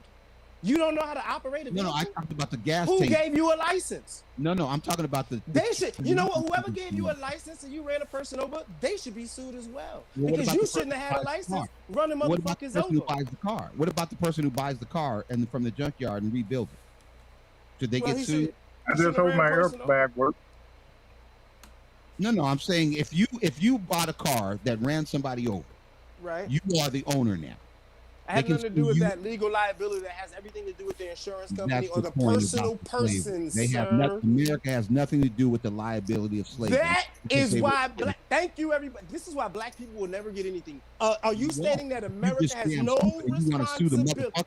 America has no responsibility from 1776 until slavery was done. America has no responsibility or anything to do with slavery. So who are you blaming, sir? The people who perpetrated slavery, and that would Who be are the people who and who else perpetrated slavery, sir? The Portuguese, I believe, were also involved. Okay, but are American descendants descendant of Portuguese slaves, or are we descendants of British slaves? Well, most of them all stopped off in the Caribbean, and some of the Caribbean people are here now. Aren't they entitled? Okay, I'm gonna ask you a question. Jamaica should be entitled too, right? Who owned Louisiana? The French, you fucker. Now, who do you sue? Who bought it? When they bought it, they bought the debt and all the bullshit that came with it, right? They bought the swamps, they bought the alligators, they bought the goddamn voodoo priests, they bought the goddamn Haitians at the left. They bought it. But when America bought the Louisiana person, did they not take everything that they bought? Did they not own it after that? Yes. Whose responsibility was did Napoleon was Napoleon responsible? Was Napoleon responsible for the bayou? Was Napoleon responsible? Like you, Grandmaster Troll. You don't want me to talk. Was Napoleon responsible for the bayou after the purchase? Was Napoleon responsible for the bayou after he sold it? Yes, you're 100% correct. So the French still own Louisiana. No, when America bought Louisiana, the first thing they did was the same thing Abraham Lincoln did. They freed the slaves. That ain't the first thing he fucking did. Are you fucking Abraham Lincoln ain't free shit? That motherfucker was dead when that shit was signed. Stop the bullshit. Here we go. Because slavery was he's Obama's cousin too, right? In the United States. So when America bought Hawaii, they would have freed the slaves if there were still slaves in Hawaii. When they got their freedom, listen to what I'm saying. When the French out. Hold on, listen. When the Haitians got their independence from France, they kicked they freed the slaves by kicking the French out. Now, they killed the French. The French owned Louisiana. So what happened to the slaves that the French owned in Haiti and the French owned in Louisiana? Well, France put a tariff on Haiti, and Haiti had to pay restitutions for that perpetraal of freeing themselves from slavery. They just stopped that. So Haiti has been paying for freeing themselves, while Louisiana is Louisiana and the Mississippi, because the Louisiana Purchase went all the way up to Canada. All of that shit belongs to America, and when it was purchased from Napoleon by America, it became our responsibility. That's why you have Indians and Trail of Tears. You have Indians who were pushed off of that land. Right? Didn't America kill the Indians? You know what? He lost, so now he's going to go to the personal attacks. Who let the slaves go free, and what year was this, sir? Upon purchase of what year was this? Because France needed money for a war. Hold on. Right, France needed money for a war. The French Revolution. One of the conditions of the Louisiana Purchase was that the slaves would be free. That was a condition of the certain. I'm not saying they didn't have to pay. They did. Okay, they're not going to give us Louisiana for free, but they charged us for it. And one of the conditions was that to join the United States of America, they couldn't have slaves. So they freed the slaves. But you want to sue them? When they didn't perpetrate the slavery, the French did. But the descendants of American British slaves from the 13 colonies, those people, our slavery in North America was British slavery. So why do I hear about slave revolts in Louisiana specifically? Why do we have stories of hidden slave revolts? No, they fought America. Well, I'm trying to make the point. Before slavery ended, when the South decided that they were going to keep slavery going so they could make a few dollars off the niggas, then they broke from the Union. They decided they were going to have their own country. It was the Nazi country. I don't know what they were going to call it, but it was. So America is not responsible. Is what you're saying. So since they broke from the Union, had slaves, man. The 3/5 clause proves that they got in place because of the slaves, man. Come on, man. Listen, none of you black people deserve no money. All right, you got your money. Obama, the guards gave it to you as he told you. You niggas stop asking for money. You ungrateful black people. That's what he just told you. Hold on. Washington was the first president and he had slaves. He was an American president. Come on. Yeah. No, he was a British. He was an American. He was the first American president of the United States. Stop capping. Everybody in the 13 colonies was a British citizen, including George Washington, including James Franklin. And after 1776, what were the people in America? What were they labeled as? Americans. They were descendants of British people. Americans. And so are the Indians, right? So India is descendants. So how about Hong Kong? Hong Kong is descendants of Britain. The Native Americans were not included, or the Moors. The Moors, the Native Americans, the Mongoloids were not included in the 13 colonies. The 13 colonies were 100% British. They were excluded, and it's written inside the language and the documents, which I can provide and prove. But you had to prove you were a Moor, sir. You had to have documents from Morocco to prove you were a Muslim. No, if you want a citizen, hold on for a second. Let me explain what RBR is doing, man. Give me a second here. Deflection. I'll give him credit. This is the most creative way I've seen somebody try to take pressure off the Biden administration. Nothing for black people with those executive orders. They gave the LBGT more stuff. They gave them the Muslim ban, immigrants stuff. Everybody except for black Americans has benefited from Biden's executive orders. $2 trillion stimulus for black people. I'm talking about Biden. Knock it off. I'm talking about Biden here. Keep focused. Come on, stay focused. Stay focused. I'm talking about Biden. We're talking about Biden. Obama ain't been in. Knock it off. Listen. Biden came through. No, hold on, listen. Biden came through with executive orders in his first 100 days that's benefited everybody else except for black Americans. This dude is trying to put it on the British just so that we can say Biden, where's our stuff? This is comical. Is Biden going to sign a $1.9 trillion stimulus package tomorrow or not? Okay, who is that for? That's for all Americans. We're talking about something specifically for black Americans. Even if you're talking about one for everybody, man. Knock it off. Knock it off. Okay, wait a minute. So the stimulus can just be for black people? Listen, it's not just for black people. That's the point. That's the point. The LGBT stuff is just for LGBT. Listen. If you're not LGBT, do you benefit from the executive order that went to them? No. If you're not an immigrant, do you benefit from that executive order? No. If you're not Muslim, do you benefit from the Muslim ban? No. Those were for specific groups of people. But when it comes to Americans, they don't want to do something specifically for us. And you came up with the most ridiculous way to take it off of Biden, put it on the fucking British. Boom.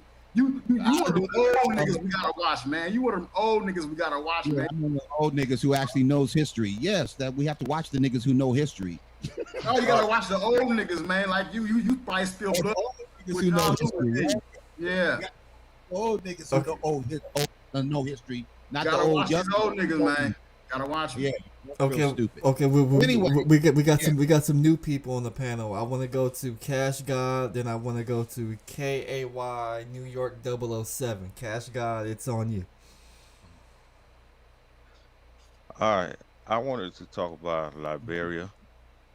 Liberia was actually the first reparation given to black people from America and the Caribbean back in 1816. And those black people that went to Liberia, they created an apartheid state. They started pretty much subjugating the Africans over there. I agree. So why nobody talks about Liberia? Well, let's talk about it now. We're talking about it now. What country those did people did what they learned, sir? And let's keep it 100. Those people were brought up, raised, chatteled, and bred in the condition of America. But America put them on a ship. They were given. Put them on a ship. They just told them, "Hey, we're gonna give you this land." What did these people know? But subjugation. They finally got their own place, and all they know was, "We know more. We have a little bit more power. We have America behind us. Let's subjugate." They did what they were taught and bred. If I'm not mistaken, wasn't half of them killed off? That was the first. It wasn't like when they gave the Jews Palestine. Listen, when they get the Jews Palestine, they've been pumping money into Israel from then till this day. They ain't been pumping money in Liberia like that. That's a false equivalency, man. Next. Yeah, no, you're right on that one, brother. But you got him on that one. South Africa did the same. Apartheid state. South Africa got rid of P.W. Botha. Israel has an apartheid state. Next. Yeah, they just kept this apartheid going with black people. So when black people But what I'm saying is, by white people, since those 90% black people were given money. But you can't blame black First people reparation money for white in the land. Look, you cannot blame black people for white colonization of African countries. How many black people were sent to Liberia, if I may ask? It was a lot. I think it was over 2 million, if I'm not mistaken. Right. It was black people from here and the Caribbeans all together. And they have some biracials as well, like the mulattoes. Actually, the first president was a mulatto. Oh, so you tell me they sent a bunch of black people back to Africa, and the first person they picked the rulership was the mixed motherfucker. I mean, the mixed person. Yeah, he was the top one, pretty much. They had different classes. They had the top And so you're classes, going to tell and then me the that black at the America bottom. didn't. And so I've read some of the treaties that have been, or the slavery. I think his name was Joseph Jenkins. I read some of the Barbary Diaries went too. We talking about specifically Black Americans. So once again, that's a moot point. They sent specifically Jews to Israel, and they propped up Israel to this day. Hence why Israel is the most powerful country in the Middle East. Is Liberia the most powerful country in Africa? No, so it's a false equivalence. They got reparations. They had Black Americans in there as well. They didn't get reparations from Running America. shit. Because America I'm talking specifically only Black Americans. It's a false equivalence. Got reparations from America, RBR. Stop that No, goddamn but lie, sir. you're Stop calling the it fucking lie, reparations. bro. You're calling the Affordable Care Act. It was considered. What I'm saying is, it was considered the first reparations given to black reparations. White people do that. They call the Affordable Care Act reparations. They call the $300 billion black middle class tax cuts reparations. They call Amadou Democrats do that, settlement. sir. And both Democrats do that. The Democrats. Facts. Democrats do that. Yep. And not white people. Democrats. Obama ain't never called the Affordable Care Act no fucking reparations. A white Mr. McConnell did. We ain't called them $300 billion tax cut. That $50 billion to Africa that Obama gave to Africa. Nobody called that reparations. Obama bombed the hell out of Africa with AFRICOM. What are you talking about? He gave $50 billion to Obama not even Black American. Obama not even Black American, man. $50 billion. Exactly. Are you kidding me? He didn't give $50 billion. He gave Africa. Nah, he was a puppet, man. He destroyed Africa. Obama wasn't this black genius like you saying, man. Obama was handpicked. President Brzezinski, man, knock it off. Knock it off. He killed Gaddafi and all. President Brzezinski, man, knock it off. Gaddafi was promising to kill Obama. What's the best president anyway? Do a goddamn Rwanda. And Hillary Clinton is responsible for Benghazi, motherfucker. Shut I the just fuck felt like up. saying that. My fault. Yeah, but Hillary Clinton. He didn't want Clinton is responsible. Well, let me ask RBR a question. Let me ask RBR, what do you think about all of Biden's EOs and not one of them has done anything specifically? I asked him that already. Black people. What he say? What he say? The same bullshit he about to say right now. I'm sorry. Yeah. Go ahead. He signed something for black people, right? Two things. First of all, I don't give a fuck what Joe Biden did in the third grade before he spent 8 years. No, we're talking about this year, dude. Stop it. This year, not to deflect. Stay right here from January 20th to now. Stay right here. Let me talk. He gonna do a Grandmaster Troll. He ain't gonna let me talk. He gonna ask me a question and then make sure I don't tell him the answer. All right. In the Biden policy, right, the $300 billion of middle class tax cuts will continue for black people. Trump had wanted to get rid of those permanent $300 billion middle class black tax cuts under $75,000 in his stimulus. Man, look, you conflating middle class and black people. Anybody can be middle class. I'm talking about specifically black. No, he don't care about specific. He is a Democrat. Benign neglect. Exactly. Specific. He cares about the immigrants and the damn rainbow people and all this other shit. Asians money because black people are attacking the Asians, right? RBR, exactly. Give them more money for security. Every Chinese restaurant needs a Secret Service agent. Okay, Oh no, well, they're proposing legislation for it, sir, and they're going to get their money. Well, that's a Okay, lie. hold on. We have. I'm sorry, it's a lie. Hold on. We have. Are you sure? Because half of Black YouTubers talking about it right now. Hold on, RBR. We have a $10 super chat or super sticker from Sweet Melody. Thank you. I'm looking forward to our 101, but I want to get KAY New York 007 in the building and see what she has to say. Tell us what's on your mind. What's going on, Melody? I know Melody. She's a high yellow heifer, but I like her better than I do Jessica X. RBR. Excuse me, RBR. Hi, Grandmaster Troll. Peace to the panel. Oh my God, Kai! Kai is my favorite. She hasn't told me. All right, thank you for allowing me up. Part of the reason I'm here is probably partly because of RBR. Personally, when you were first going to do this, which was interesting, you were going to do your one-on-one, and you did get that done today. I don't know. I just want to just jump in, and then I'll get myself back out. I wanted to say first off, like the young man said last night, Psycho Candy felt like it was a bit disrespectful too, that everyone got stood up a couple of times. Okay. So I've started to feel like just a little bit of what I'm seeing from other content creators and certain valued appearance. I feel like we're putting too much value on appearance rather than the person's core. You're going to find yourself in a bigger mess if you men continue to do that, but it's on y'all. I understand you guys are very visual creatures. I mean that in a good way.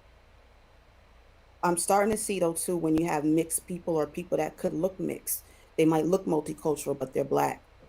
Given these points where all Black men are like this, all Blacks, we just can't get it together. We never will.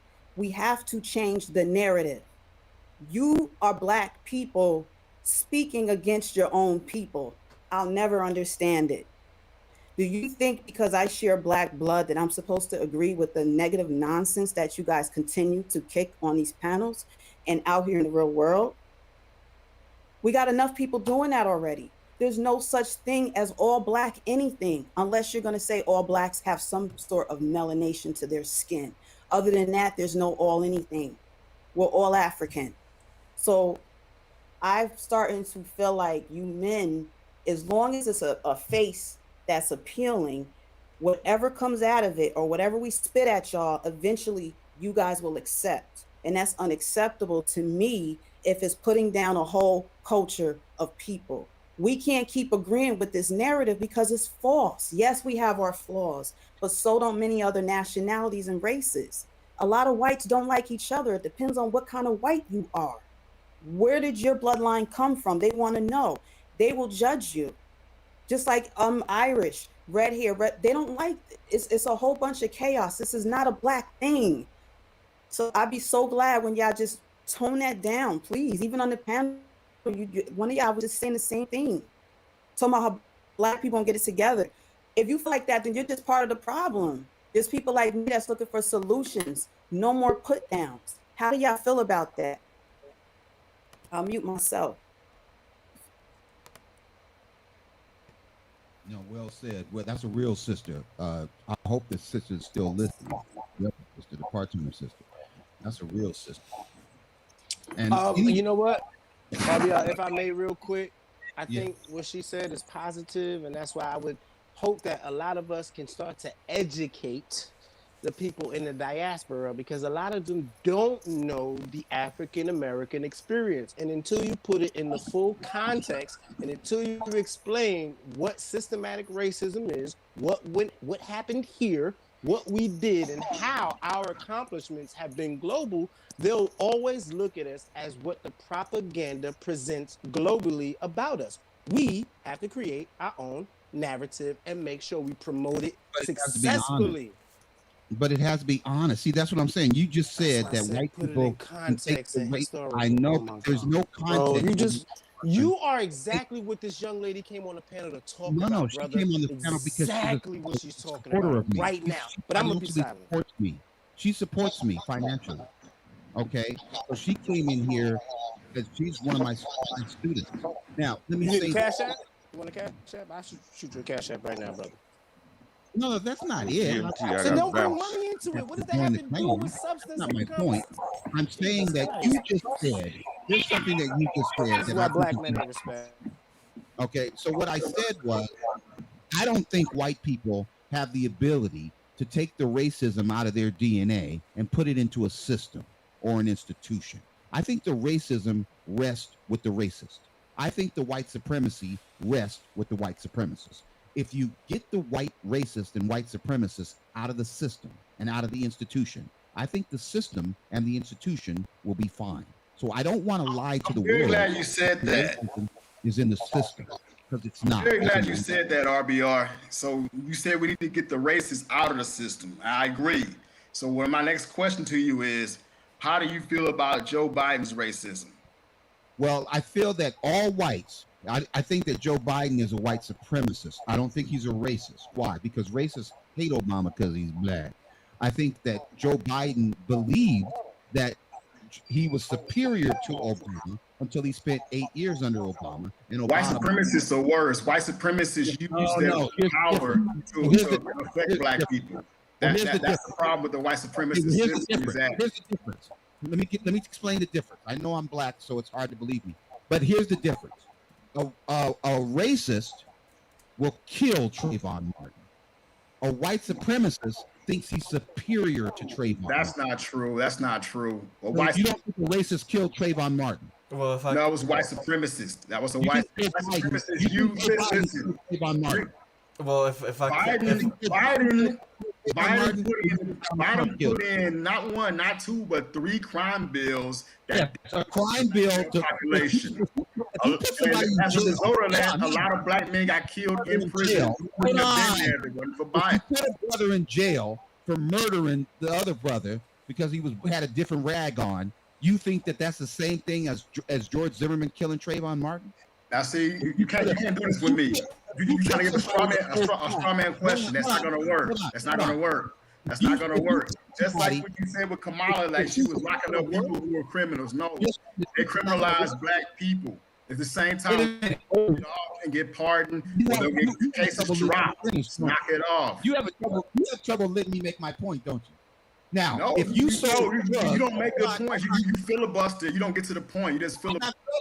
I'm gonna get to the point. Hold on, RBR. Hold on, RBR. And RBR is a B-lick. The answer Kai's question, she was talking about black people degrading other black people and that being unhealthy. I will say it's not a good thing to do, but if black people are doing wrong, then they need to be critiqued, or maybe a better term, encouraged to do things that are better.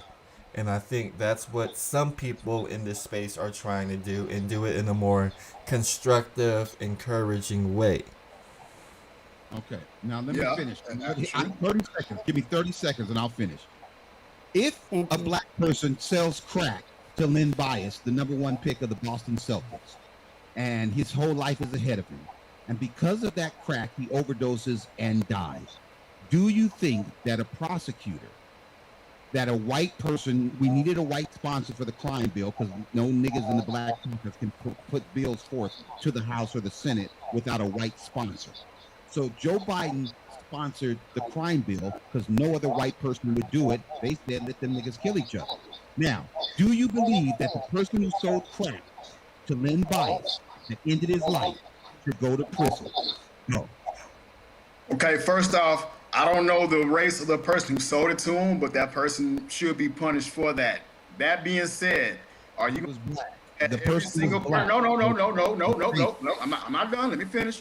Are you gonna tell me that every single person who's locked up did something? In other words, no people are falsely imprisoned. Is that what you're telling me? Well, I'm gonna say this: the 3 strikes law, the crime bill that Biden said, if you commit 3 violent felonies. The one where he said we lock people up for everything except for jaywalking. No. Here's the point. If you have 3 violent felonies, what are the chances that you're innocent? Be honest. That's not asking my. That's not answering my question. Felony. Notice that you do this with a lot of people on here. They ask you a direct question when we start filibuster. Ask you a direct question: are people falsely imprisoned in this country? Yes or no? He a Democrat. No, I'm a realist. If you are, I was falsely accused of a crime. Am I? No, I said falsely imprisoned. Falsely imprisoned. Come on. You so got some paperwork. What I'm saying to you is, I agree that if you are black and they put you in prison because you're black and your name is R. Kelly, then probably you're falsely in prison. Okay. No, so probably. I'm asking yes or no. Are people falsely in prison? Yes or no? How would I know? Yes, I would assume that they are. Now, should we let everybody? So the fact that we have the Innocence Project wouldn't be a clue to you that people are falsely in prison after the Innocence Project. So Suge Knight should get out of prison. Hold on. So Suge Knight should get out of prison after his third felony for running a motherfucker over in his truck. He should get out of prison because there's people in prison that are falsely in prison. So Suge Knight should get out of prison. See, once again, you kind of slick, but other people just won't work with me. That's not slick. I'm telling you the fucking truth. Stay on track. Stay on track. I am on track. About people being falsely in prison. Let everybody out of prison. Biden's crime bills. He wrote three of them. Many black men were falsely in prison, and so they should all go free because of Joe Biden. Are you fucking kidding me? No, this motherfucker's a Nazi, and so he hates Joe Biden. Okay, he's a communist. So Joe Biden is a Klan member. Oh yes, and Trump, he's a Trump. Trump's with the NAACP, right? What do you have for us, Kai? Thank you. Can we find ourselves coming to a point where we can start agreeing more politically? If someone's a Democrat, someone's a Republican, and then someone's an independent, whatever you call yourself, we need to be able to meet and discuss things that we have in common. I feel like we're separating ourselves with political parties. And political parties don't even really benefit us half the time. We all have complaints, right? Who was really satisfied? Even though Americans were overspoiled and we're not the easiest to satisfy. But if we're going to talk about specifics of black people or people in general, because some of y'all are scared of your own Africanness, so that's on y'all. The ancestors will deal with y'all. I seen somebody in the chat. You ain't got to be African. You don't got to say it out your mouth. You is what you is. All right? But I feel like the politicalness is separating people even more. It's not just black. So if make y'all feel better, I'll say it like that. Is there a way, or can you guys mention a way that you can see where we can come together regardless of the political background, but having common goals and be more willing to rationalize a little more and just come together with Kai, the problem with that is when you have Democrats like RBR, they will vote against the interests of us as a collective. You can't have as a collective. You have people I wouldn't put it into the sister just said something very clear. It comes down to erratic and rational behavior. Some people are willing and ready to have a discussion.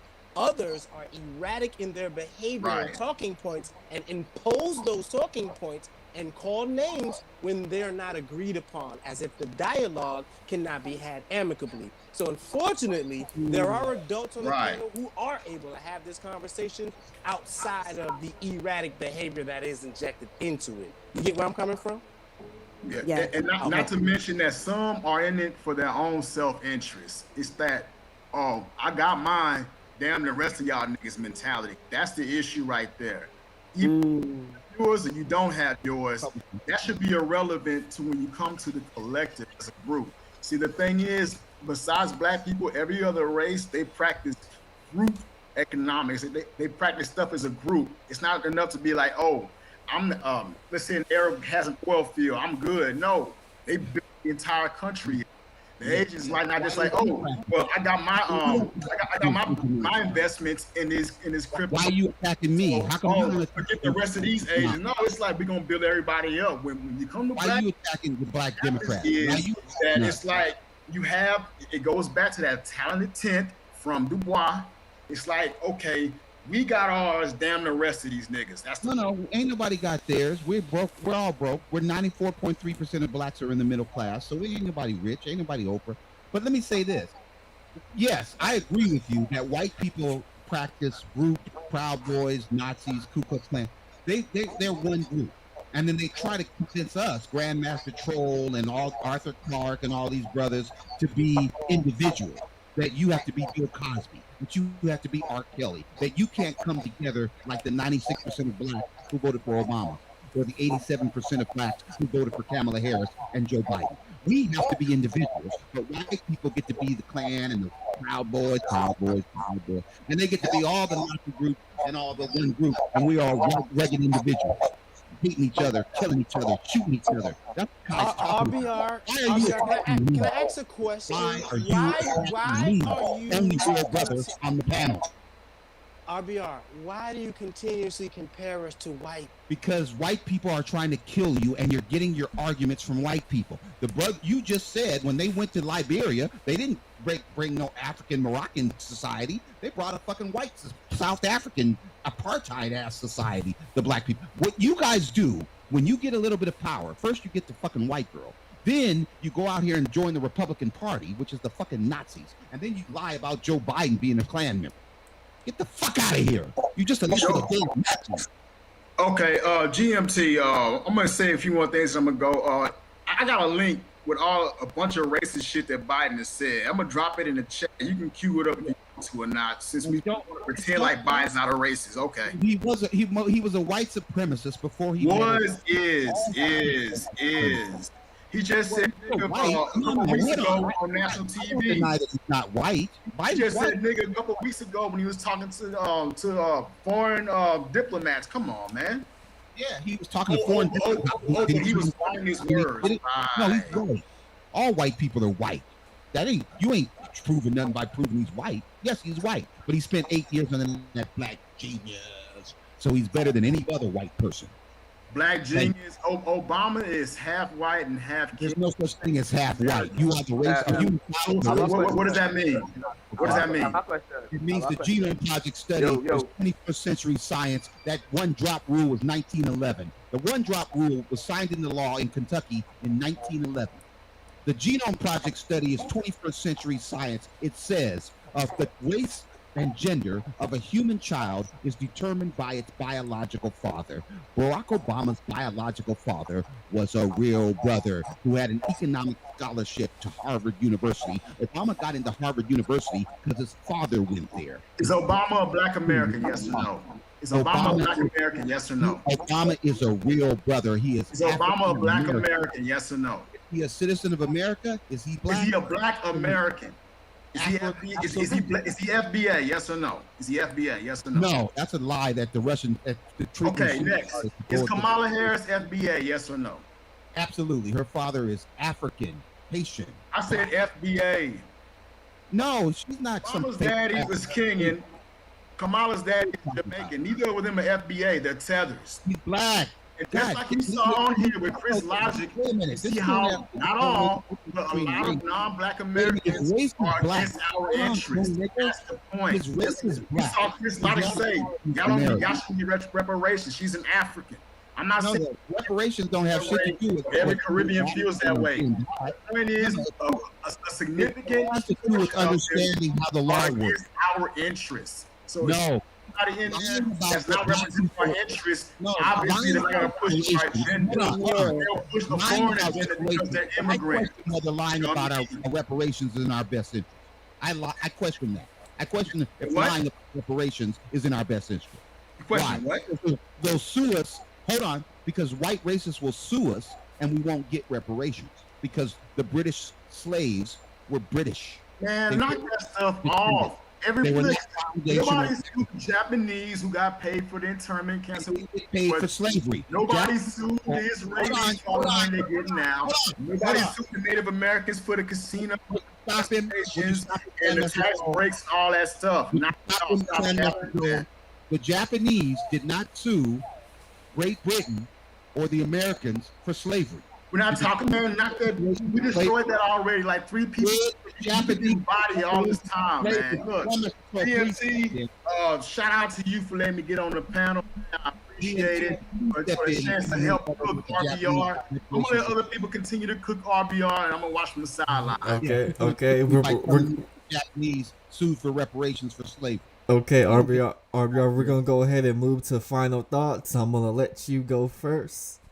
Okay, well, I'm gonna go first. Yeah, the Japanese didn't sue for reparations for slavery. They weren't slaves. They were interned during World War II. The Jewish people didn't sue for slavery. They were not slaves. Their motherfucker wanted to kill 6 million of them because he thought they were black. So we have to. The person who did the crime, the person who shot Amadou Diallo, who was an ADOS, the person who shot Botham John, Amber Geiger, who was an ADOS. You have to punish the motherfucker who did the crime, not the other motherfucker who freed the slaves, not the motherfuckers who freed the people from the Holocaust, you fucking idiot. But the people who interned the Japanese, yes, you had to punish them because they did it. They did the crime, dummy. Not Joe Biden because he signed the crime bill. You fucking idiot. Okay, RBR, wrap it up for me, RBR. Thank you. I know it's tough to have somebody on here that tells the truth. I know it's hard. It's real hard to have somebody yeah, on here yeah. Especially when people say whites are superior. All right, Dwayne, it's on you. It's on you, Dwayne. Yeah, GMT, yo. Watch the great show today, dog. You really did your thing. We had to get into the Pizza Hut thing because down here, you understand, we sit out in Pizza Hut, they give us, you know what I mean? So Pizza Hut is considered fine dining where you're at? Yeah, dog. Listen, dog. The waitress and them the serve, yeah, and you know what I mean? Serve the pizzas and thing, bring pictures and shit. But anyway, off that flick, good show today. My boy RBR, he nickname is Floyd Mayweather because he gave everybody the work. He was giving everybody the work since that day with the Angry Man, the BGS thing, you know what I mean? And that's all I have to say about that. So respect, right? Yeah, man. All right, then, Dwayne, good having you on. And we're going to we're going to Kai, New York 007. Take as much time as you need, as you didn't get a lot of airtime this way. RBR and Chris Logic. I believe RBR even got more airtime than Chris Logic as she sends a $10 super sticker. I appreciate the support. Go ahead and mod you up real quick. We gotta have Kai on for a 101 so we can see what Kai's platform is about. But final thoughts for the people. All right, won't be long. Thank you. Shout out to whoever Ray is in your chat. That was a nice compliment. I appreciate that. Yeah, and your channel is good, like I've told you before, to GMT, just on a personal note to you. We appreciate what you do. Everybody's not going to always be happy, but that's just how it is. And it's just what comes with, different projects that we kind of work on. But you deserve respect, and I feel you deserve a little more respect than you kind of get, to be honest. But that'll come. And it also is going to have to take you to, just maybe not allow certain things possibly that don't seem to affect you, but I think it could, but it's not that serious. I don't know, just your vibe, you're just the type of person you are, your personality, you could get the type of woman you want. So I hope you don't doubt that. Moving beyond that, I don't know, I'm just thankful. The chat is good here. The conversation got very more serious than I expected. Because like I said, I was thinking this was going to be more for the fellas, or something like that. And just, eye candy and maybe sweet talk. But you guys really talked about some really good, serious things. I'm hoping that Black men will have more confidence. And I'm not speaking of ego, because egos are getting people killed. I think we take lightly a man's ego. But at the same time, I'm not with people crushing egos of men, because men help lead, and a woman will be by your side with you. But particularly when it comes to Black men, I don't know, maybe I'm just too passionate. Maybe it's me. Like, I'm just, I fell back a bit recently, but I feel like my heart just starts beating, like something inside me is like, I don't want to see my people going through extra if we don't have to. Especially if it's us doing it to each other. So I honestly feel as a movement, we're getting better and better. Our people are moving. Our men are standing strong. Y'all looking good. I don't care what nobody say. And y'all got to not be worrying about what people say because they've been putting Black people down for centuries.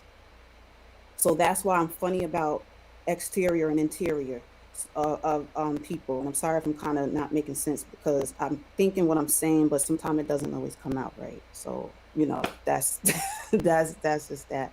But I appreciate you. I barely came up, but I did. And I feel like you kind of instilled a little more confidence in me that maybe I needed, possibly as a person working on content and trying to find. I know my voice, but I think like I kind of get choked up on expressing myself, and I want to like work on that. But it's people like you that help encourage me to maybe pull out more that I have inside of me and possibly share it and not be a little scary girl.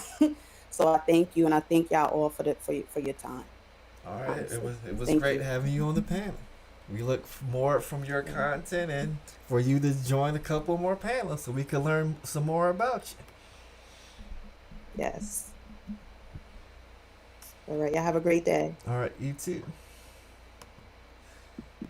We're frozen on that one, so we'll go back to this one. So I'm getting ready to close the stream. We had the Chris Logic on, and we have no idea where these conversations are going to go. They talked about reparations and the diaspora and relationships between African Americans and Africans or other people throughout the diaspora. But today it was a good show. It was a good show. It was a good show. But I'm getting ready to close out here.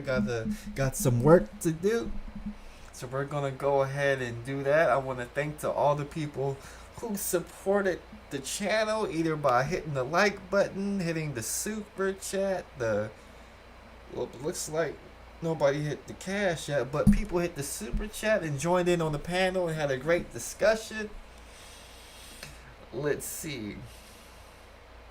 They say, whose spot is Kai taking on the top 20 list? She was on the list. She was on the list.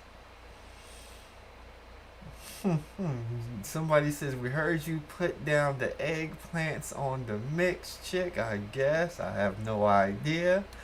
I was just sitting here, just being the Grandmaster Troll, as they say. But I'm getting ready to close out.